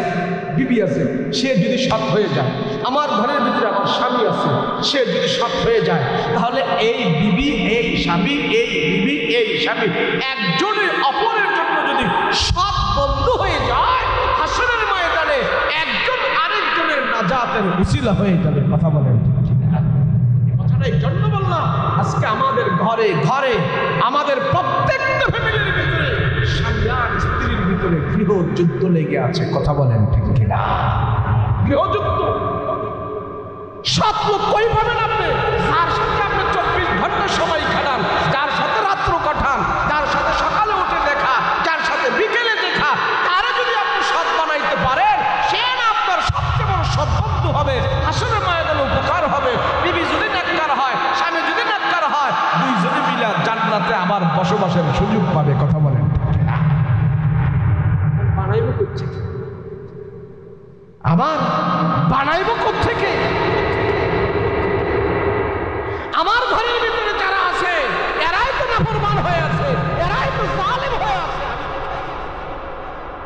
এজন্য রাসূল বলেন, তোমার ঘরের ভিতরে যারা আছে, তোমার সঙ্গী সাথী যারা আছে, তোমার আহওয়াল পরিবার যারা আছে, প্রত্যেককে তুমি জাহান্নামের আগুন থেকে বাঁচানোর চেষ্টা করো। কথা বলেন?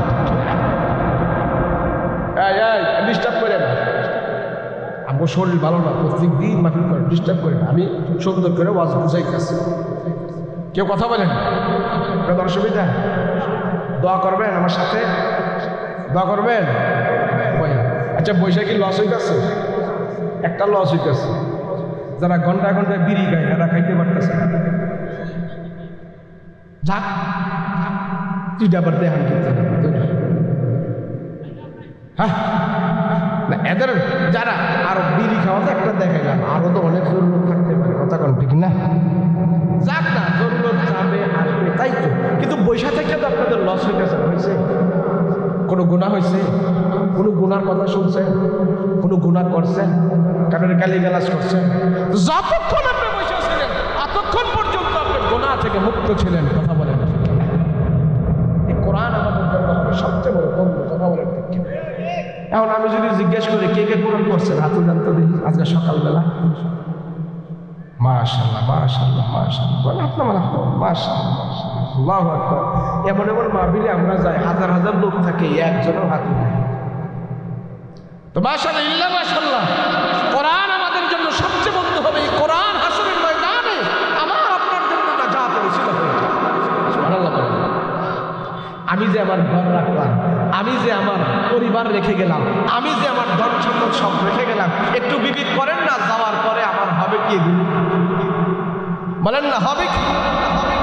যেই বাবা দুনিয়ার জমিন থেকে বিদায় হয়ে যায়, সে বাবার সন্তানেরা যদি সে জমিনের উপর থেকে কোরআন তেলাওয়াত করে, ঘরের ভিতরে যখন তাসবিহ আদায় করে, ছোট্ট মেয়েটা ঘরের ভিতরে নামাজ পড়ে, ছোট্ট ছেলেটা ঘরে নামাজ পড়ে, কিন্তু বাবা ঘরটা তৈরি করে দেয়া গেছে, মা ঘরটা তৈরি করে দেয়া গেছে। মা বাবা এখন দুনিয়াতে নাই, সন্তানেরা যে নামাজ পড়ে, সন্তানেরা জিকির আজকার করে, সন্তানেরা ঘরের ভিতরে ভালো আমল করে, এই ভালো আমলগুলো আল্লাহ পাক মা বাবার কবরের ভিতরে নেক বানায়া পৌঁছায়া দেয়। আমার আপনার দুইতলা তিনতলা বাড়ি আছে, সেখানের ভিতরে আমার সন্তানদেরকে আমি রেখে গেলাম। আমি নিজে চাকরি করে, ব্যবসা করে, আমার রক্ত পানি করে, ঘাম রক্তমাখা ঘামের টাকা দিয়ে আমার বাড়ি গাড়ি আমি করে দিয়া গেলাম, কিন্তু আমি এখন গেলাম কবরে। কিন্তু আমার সন্তানেরা আছে আমার বাড়িতে, আমার ঘরের ভিতরে। সন্তানেরা এখান থেকে কি পাঠাইলো? আমার সন্তান বসে বসে টিভি দেখি, আমার সন্তান আমার ঘরের ভিতরে বসে বসে গান বাদ্য দেখি, গান বাদ্য শুনি। আমার সন্তান আমার ঘরের ভিতরে বসে বসে থাকে, ঘুমায়া থাকে, নামাজ রোজা করে না। বেনামাজি সন্তানকে আমি ঘরের ভিতরে রেখে গেলাম। এগুলোও কিন্তু আমার কবরের ভিতরে আল্লাহ পাক বদ বানায়া পাঠাইতেছি, কথা বলেন ঠিক কিনা? ঢাকা এক ইমাম সাহেবের হুজুরের দাওয়াত, এক ছেলে দাওয়াত দিয়েছে, হুজুর আমার আব্বা কয়েকদিন আগে মারা গেছে, আইয়েন হুজুর আব্বার লাগে একটু দোয়া করবেন। আমরা যে পুরান ঢাকায় থাকি, তো ওখানে এরা পয়সার দাওয়াত দিছে।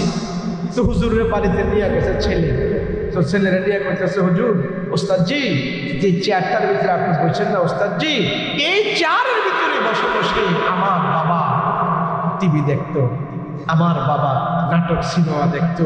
হুজুর আমার বাবা এখন দুনিয়াতে নাই, আমি বাবাকে স্মরণ করে করে নাটক সিনেমা টিভিগুলোর চেয়ারে বসে বসে দেখি। তো বাবা যা শিখাই গেছে তাই তো এখানে ছেলে পাবে, কথা কন না ঠিক? তা আরেকটু এই যে টেলিভিশনটা দেখতেছেন, টেলিভিশনটা আমার আব্বাই কিনছে, বাবাই নাই। এগুলি দেখলে বাবার কথা, বাবারকে স্মরণ করে আমার দুঃখে কলিজা ফেটে যায়। যেই সন্তান বাবার গুনাহের সঞ্জাবাদি দেখে আফসোস করে, ওই বাবার কবরের ভিতরে সন্তানের এই আফসোসটাকে আল্লাহ পাক আযাব বানায়া পাঠায়। আমি রেখে যাচ্ছি কি? আমার মৃত্যুর পরে যদি আমার সন্তানেরা পাড়া মহল্লার মানুষের কাছে বলে, মসজিদের ইমামের কাছে যায় বলে, ও ইমাম সাহেব, এই যে চেয়ারটার ভিতরে আপনাকে বসাইলাম, এই চেয়ারে বসে বসে আমার বাবা আল্লাহর কোরআন তেলাওয়াত করতো, তাসবিহ তাহলিল আদায় করতো, সকাল বিকাল তারা তাসবিহ পড়তো গো ওস্তাদজি। বাবা এখন আমার নাই, বাবার রেখে যাওয়া আমলগুলো আমি চেয়ারের মধ্যে বসে বসে আদায় করি। আল্লাহর ফেরেশতারা সাক্ষী রেখে রেখে সন্তানের আমলগুলো বাবার কবরের মধ্যে পাঠাই দিবে।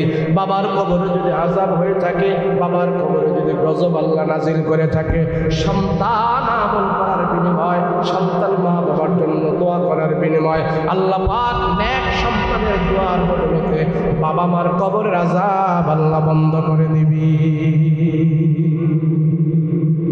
যেই সন্তান মৃত্যুর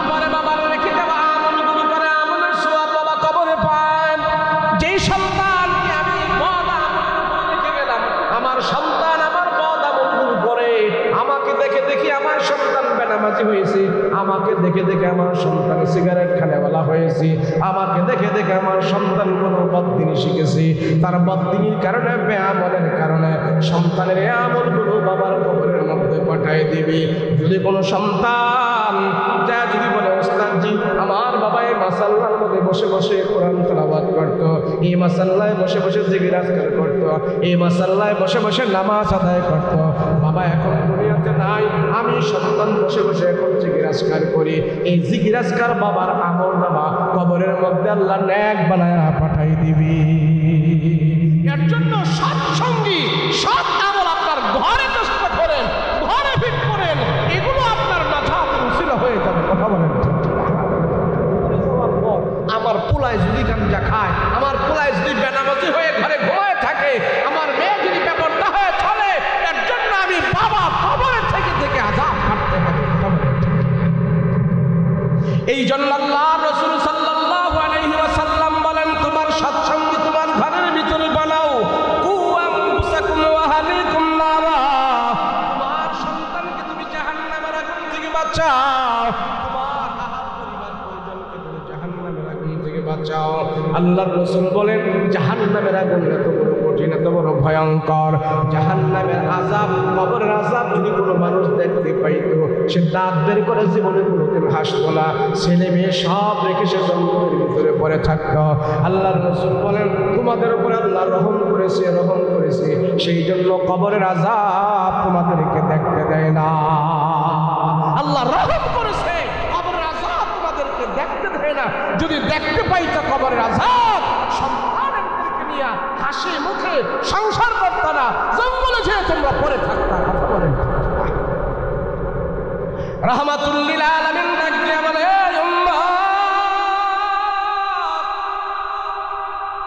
তোমার জাহান্নামের আগুন তুমি নিবাও, তোমার জাহান্নামের আগুন তুমি নিবাও, তোমার জাহান্নামের আগুন তুমি ছাড়া কেউ নিবাইতে পারবে না। রাসূল বলেন সৎসঙ্গী তোমার আমলকে বানাও, সৎসঙ্গী তোমার আমলকে বানাও। রাসূল বলেন আল কাইয়িসু মান দানা নাফসাহু ওয়া আমিলা লিমা বা'দাল মাউত, মরার পরে যায় যে শান্তি ভোগ করবে, মরার পরে যায় যে শান্তি পাইবে, ওই শান্তির কথা যখন নাকি সে মরার আগে চিন্তা করে, মৃত্যুর পরের সামান যে মৃত্যুর আগে তৈরি করে, রাসূল বলেন আমি আমার উম্মতের ভিতরে তারে সবচেয়ে জ্ঞানী মনে করি, আমি রাসূল তারে সবচেয়ে জ্ঞানবান মনে করি, যে মৃত্যুর পরের আমল দিয়ে আছে কবরটাকে সাজায়, মৃত্যুর আগে সে কবরকে সাজায়, মৃত্যুর আগে শেষে তার কবরকে সাজায়, আমি রাসূল তার সবচেয়ে বড় জ্ঞানী মনে করি, আমি তার জ্ঞানী মনে করতেছি। ঘর সাজাইলাম, সংসার সাজাইলাম, নিজের জীবন সাজাইলাম, কবর সাজাইলাম না। আল্লাহর নবী বলেন তোমার কবর প্রতিদিন 70 বার ডাকে আয় আমার কাছে আয়। রাহমাতুল লিল আলামিন একদিন কবরের পার দিয়ে হাসতেছে, সব সাহাবায়ে কেরামদেরকে ডেকে বললেন সাহাবীরা দাঁড়াও, ওগো নবীজি কবরের পাশে আমি দাঁড়াইতে প্রভু দেখি নাই, কেন কি হয়েছে? রাসূল বলে দুই কবরের মাঝে আযাব হইতেছে, দুই কবরে আযাব হইতেছে। আমি রাসূল টের পাইলাম আযাব হইতেছে। রাসূল বলেন এই কবরের মধ্যে আযাব হইতেছে গীবত করার কারণে, আর এই কবরের ভিতরে আযাব হইতেছে সে ছোট্ট একটা আমল না করার কারণে। বলে কি আমল? বলে এই কবরের মধ্যে আযাব হইতেছে নাপাকের কারণে, এই কবরের মধ্যে আযাব হইতেছে গীবত করার কারণে, এই কবরের ভিতরে আযাব হইতেছে সে নাপাকের কারণে। বলে কোন নাপাকি? আমার উম্মতের ভিতরে কারা এমন এমন লোক হবে, এই লোকটাও এরকম ছিল। বলে কেমন? বলে প্রস্রাব পায়খানা করে সে পরিষ্কার হয় নাই ভালো মতো, প্রস্রাব পায়খানা করে সে ঢিলাগুলো ব্যবহার করে নাই, প্রস্রাব পায়খানা করে সে সুন্দর মতো পরিষ্কার করে নাই, প্রস্রাব করেছে ঠিক, পায়খানা করেছে ঠিক, কিন্তু সুন্দর মতো সে পরিষ্কার করে নাই। পরিষ্কার না করার কারণে কবরের ভিতরে আযাব হইতেছে। তিরমিজি শরীফের রাসূল বলে ছোট্ট একটা আমল সে করতো, ছোট্ট আমলটাকে সে অবহেলা করতো। কি? প্রস্রাব করে পায়খানা, পায়খানা প্রস্রাব করে ভালো করে পরিষ্কার করে নাই, সেই জন্য এটা শক্ত বড় আযাবে পরিণত হয়ে গেছে। প্রস্রাব করি, যাদের দাড়ি বেশি লম্বা দাড়ি কেটে ফেলবেন, বেশি লম্বা দাড়ি রাখবেন।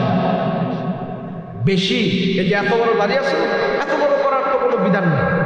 আপনি এক মুষ্টি রাখবেন, ছোটও না খাটো না বেশি লম্বাও না।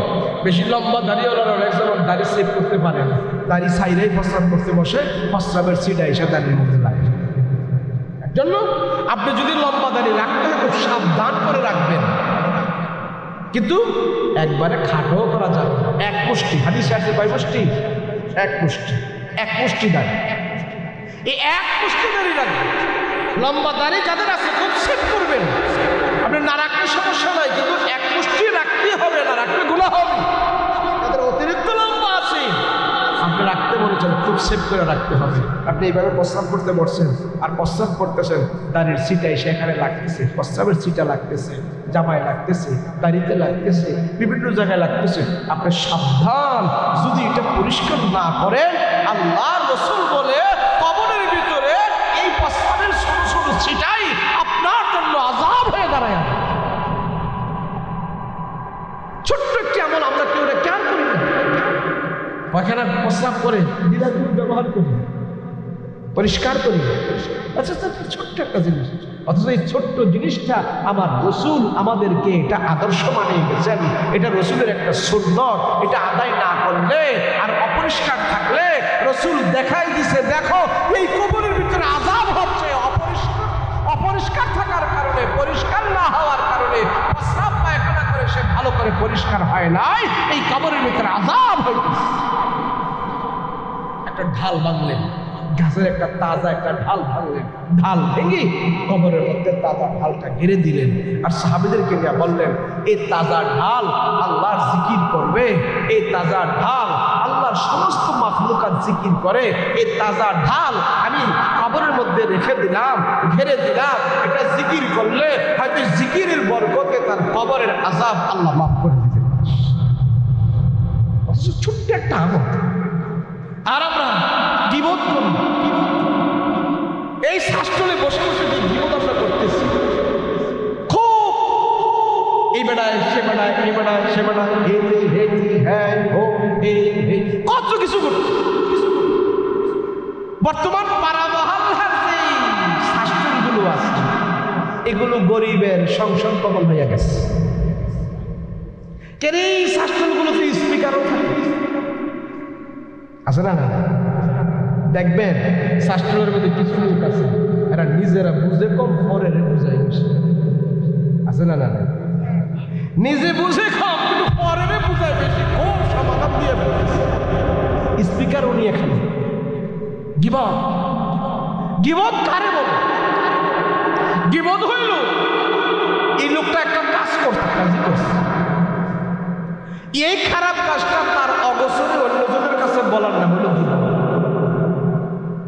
এই কথাটা সে বাস্তবে যদি শোনে তার মনটা খুব খারাপ হবে, কিন্তু আমি যায়া অন্যজনের কাছে বলতেছি, কে শুনলে খারাপ হবে, তার মনটা খারাপ হবে। অন্যজনের কাছে যেন বইলা বইলা মজা মারতেছি, এটার নাম হইল গীবত। খারাপ কাজ যে করছে, আর যদি না কইরা থাকে তাহলে আমি যদি বলি তো এটা তো হইল অপবাদ, ওটা তো হবে মিথ্যা। এর জন্য রাসূল বলেন গীবত, এটা গীবতের মতো মজা এটা কইও না। গীবত খাওয়া মানে মরা মায়ের গোশত খাওয়া, মরা মানুষের গোশত খাওয়া, মরা মানুষের মাংস খাওয়া আর গীবত করা সমান। সমাজের ভিতরে সবচেয়ে বেশি গীবত, কিন্তু গীবত 4 জায়গায় পাওয়া যায়। জায়গায় 4 বার। যেমন আন্তর্জাতিকভাবে কেউ ইসলামের দুশ্মনী করতেছে, এই দুশ্মনীর কথা আপনি জনসমক্ষে বলে দেন যেন সবাই সতর্ক থাকে। জনসমক্ষে রাষ্ট্রের, দেশের সে খুব ক্ষতি করতেছে, ষড়যন্ত্র করতেছে, আপনি সবার সামনে সে বলে দেন যেন সে ষড়যন্ত্র না করতে পারে। কিন্তু দেখা যায় সমাজে একটা লোক অন্যায় করে ফেলছে, পাপ করে ফেলছে, ধরেন একটা লোক জিনাই করে ফেলছে, কিন্তু আমি দেখে ফেলছি, আমি দেখা অন্যান্য মহল্লায় যায় বলতেছে, জানো ভাই কেমন খারাপের খারাপ, হ্যাঁ এরকম করছে। এর মতো ব্যক্তি কি কাজটা করতে পারে? আমি যার কাছে বললাম সে আর আমি মিলা এই লোকটারে ভালো করার কোনো সুযোগ নাই। আর যার কাছে বলছি হ্যাঁ কিছু করতে পারবো না, আমি কিছু করতে পারবো না, খালি দুজনে বইয়ে বইয়ে মজা মারতেছি। এটার নাম কি? যেই লোকে খারাপ করলো সেই লোকে যদি আল্লাহর কাছে তওবা ইস্তিগফার করে পরিশুদ্ধ হয়ে যায়, আল্লাহ আমি আর এই খারাপ করবো না, তোমার সাথে ওয়াদা দিলাম, আমি তওবা করলাম, আল্লাহ পাক তারে মাফ করে দিবে। কথা বলেন ঠিক কিনা? কিন্তু এই গুনার কথা আমি আর আপনি অন্যজনের কাছে মজা মারে খালি কই দিয়েছি আমি কইয়া তো গীবতগার হয়েছি, আমার গীবতের জন্য আমি তওবা করি নাই। ওই ব্যক্তি কিন্তু অপরাধ কইরা তওবা করে পরিশুদ্ধ হয়ে গেছে, কিন্তু আমি খালি গীবতই কইতাছি, আমার গুনাহ কিন্তু দাঁড়িয়ে আছে। জন্য রাসূল বলে গীবত করো না। গীবত এটা খুব মজা, মানুষের বক্তব্য খুব মজা, আমরা করবো না। রাজি আছেন ইনশাআল্লাহ? রাজি আছেন ইনশাআল্লাহ? একটা আমল শেষে শিখলাম, কারো গীবত করার কোনো দরকার নাই। আমার গীবতের আমার যদি সেরকম ক্ষমতা থাকে তারা এটা ডাইকা বলবো, এই তুই এটা করলি কে, করলি কে, তারা যদি ভালো মতো শাসায় আমার দমকে ভালো হয়ে যেতে পারে। কথা বলেন ঠিক কিনা? তো আমার দমক যদি ভালো হয়ে আছে আমি আর তারা না করি, আরেকজনের কাছে কর দরকার নেই। কথা বলেন ঠিক না? একজন রাসূল বলছে এগুলি করি।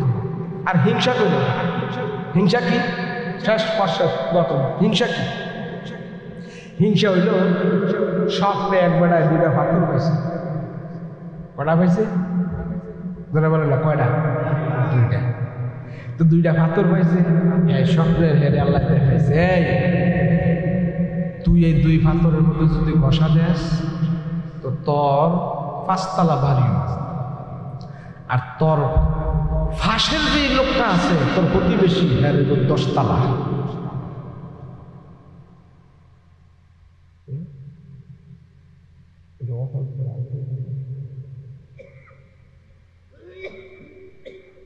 আগে বলবেন না মানে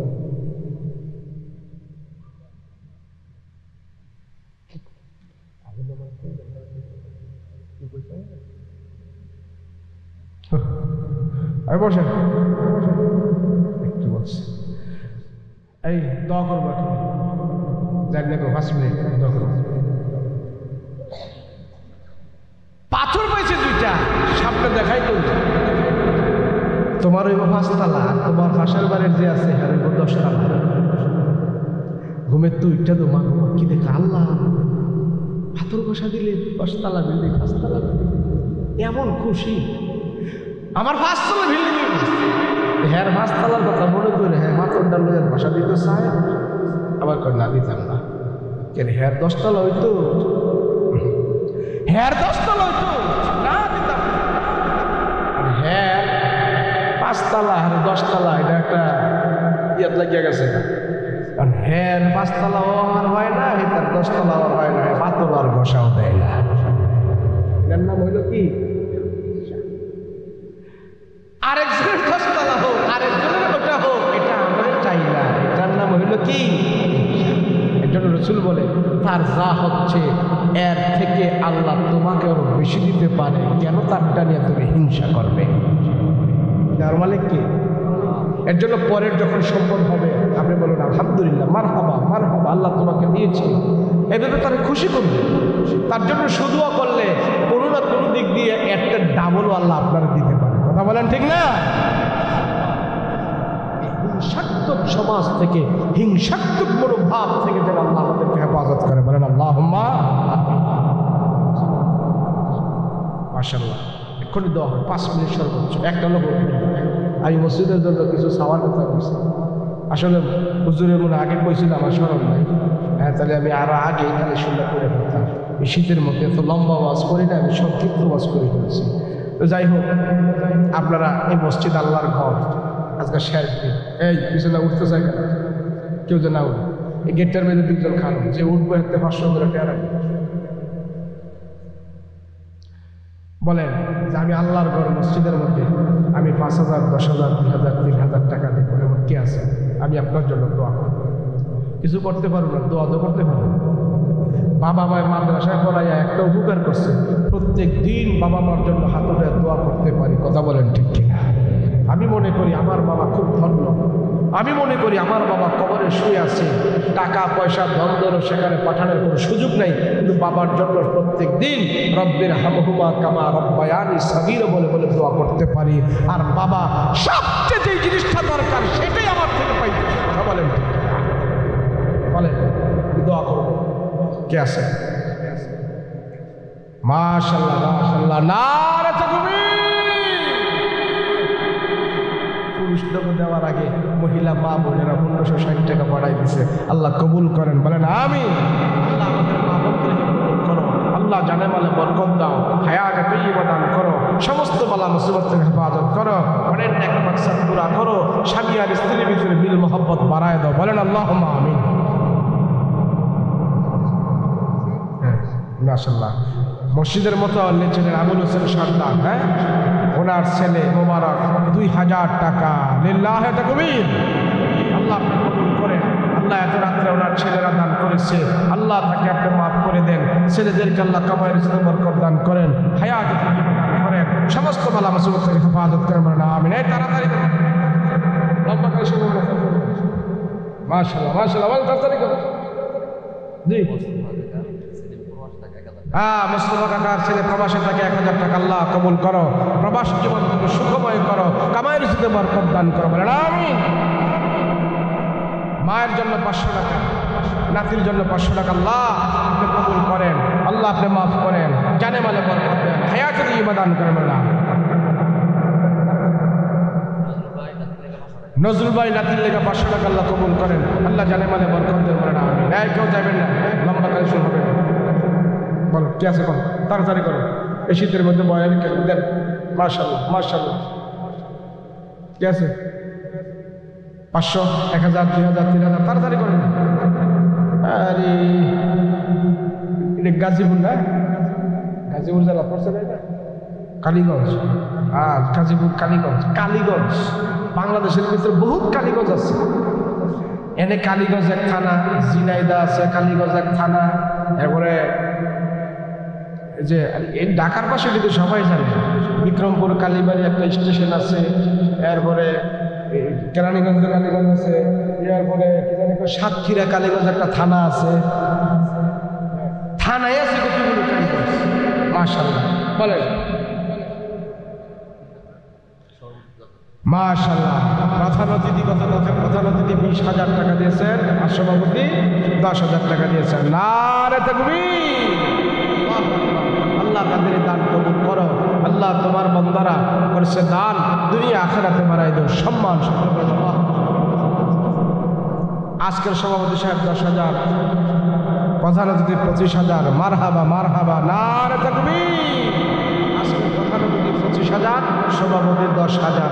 আল্লাহ কবুল করো, আল্লাহ জানে মালে বরকত দাও। আল্লাহ তোমার বান্দারা, আল্লাহ এই টাকাগুলো অন্যখানেও দিলে পারত, কিন্তু তোমার ঘরে করেছে দান, দুনিয়া আখিরাতে বাড়াই দাও, সম্মান। বলেন আল্লাহুম্মা আমিন। মাশাআল্লাহ, কালকের উদ্বোধক 5,000, আজকের উদ্বোধক 6,000। আল্লাহ কবুল করেন, আল্লাহ সমস্ত বালা মুসিবত থেকে হেফাজত করেন। আল্লাহ এই মাহফিলকে আপনি কবুল করেন। আল্লাহ কবরবাসীদেরকে আল্লাহ এই মাহফিলের উসিলায় আপনার নাজাতের উসিলা করে দেন, বলেন আল্লাহুম্মা। 5,000, 10,000, 2,000, 3,000। মাশাআল্লাহ, সবাই দিয়ে দিচ্ছেন, দিয়ে দিচ্ছেন সবাই।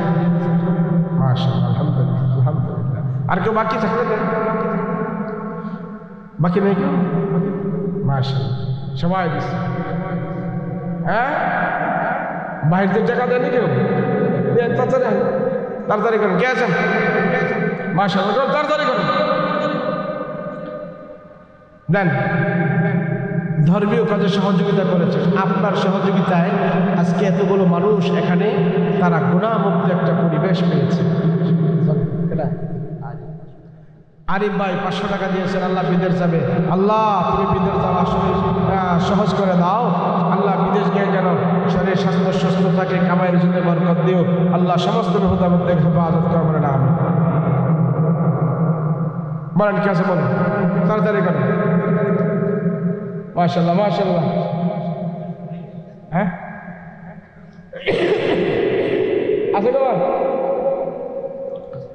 মাশাআল্লাহ, সবাই দিয়েছেন, দাওয়াত খেয়েছেন, দিয়েছেন, সবাই দিয়েছেন। যার কম আছে কম দিবেন, বেশি আছে বেশি দিবেন, কেউ মাহরুম হবেন না। অল্প দিয়ে হলে শরীক থাকবেন দিনের কাছে, অল্প দিয়ে হলে শরীক থাকবেন, অল্প। মাশাআল্লাহ, সেজন্য সিরাজুল ইসলাম খোকা সাহেব ব্যানার পোস্টার সব দিয়েছেন। আল্লাহ কবুল মঞ্জুর করেন, বলেন আমিন। আল্লাহ জানে মানে বরকত দাও।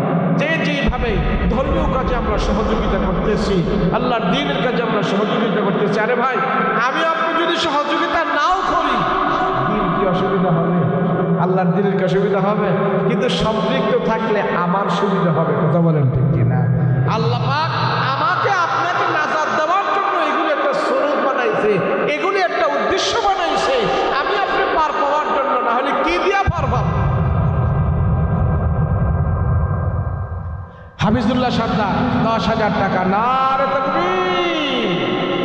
হাফিজুল্লাহ সর্দার, হ্যাঁ। আর রুহুল আমিন আকন্দ 7,000 টাকা দিয়েছেন। আল্লাহ কবুল মঞ্জুর করেন, আল্লাহ জানে মালে বরকত দেন, হায়াত তৈয়্যিবা দান করেন, বলেন আল্লাহুম্মা আমিন। মাশাআল্লাহ, আর কি আছে? এই ও টাকা নিতেছে, আমরা উঠে যাইতেছেন। মাশাআল্লাহ, আরো আইতেছে নাকি? ও মাশাআল্লাহ, কেন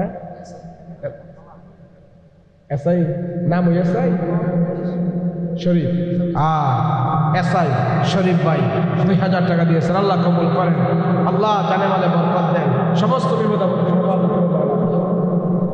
হেলালুদ্দিন হাদি মা বাবার জন্য 1,000 টাকা আল্লাহ কবুল করো, বাম্মাকে মাফ করো, জানে মালে বরকত দাও, বংশবর্ধন থেকে যারা অংশগ্রহণ কবুল আছে সবাইকে আল্লাহ তুমি কবুল করো, মাফ করো, বলেন আমিন।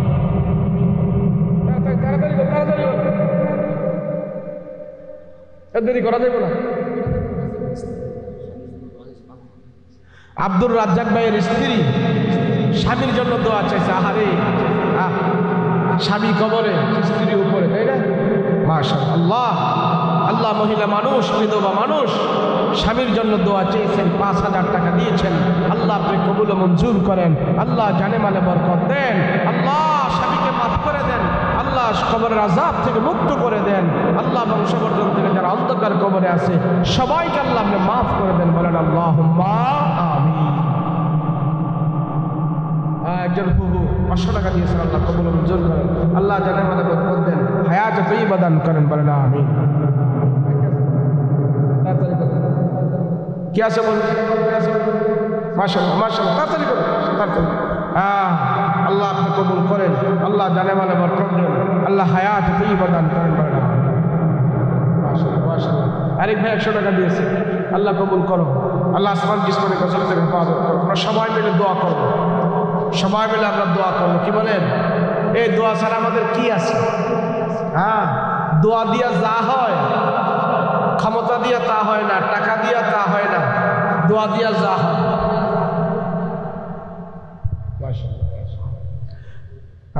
সবাই ইস্তেগফার করি, আস্তাগফিরুল্লাহাল্লাযী লা ইলাহা ইল্লা হুয়াল হাইয়ুল কাইয়্যুম ওয়া আতুবু ইলাইহি, লা হাওলা ওয়ালা কুওয়াতা ইল্লা বিল্লাহিল আলিয়্যিল আযীম।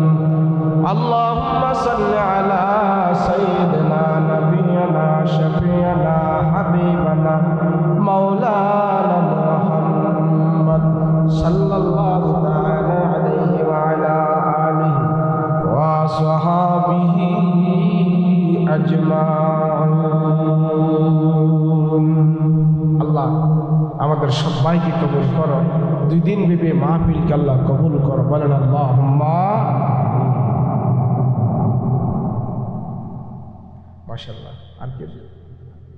মাশাআল্লাহ, দোয়া করুন, সবাই দোয়া করবেন, সবার জন্য দোয়া করুন। আমাদের দোয়ার অনেক প্রয়োজন। দেখেন, আমরা তো মনে করি যে দোয়া করে কি, দোয়া করে কি, দোয়া করে কিছু না, গরিব গরিব বেরিলাম, গরিব গরিব বেরিলাম, হুজুর এতজন এত কিছু, ভাই আমি গরিব হয়েছি। তো গরিব থাকলে কি কি হয়েছে? আপনি 60-70 বছর না গরিব থাকবে? আরে বর্তমানে গরিব হওয়া এটা আমি মনে করি আল্লাহর এক রহমত। গরিব হওয়া আল্লাহর রহমত।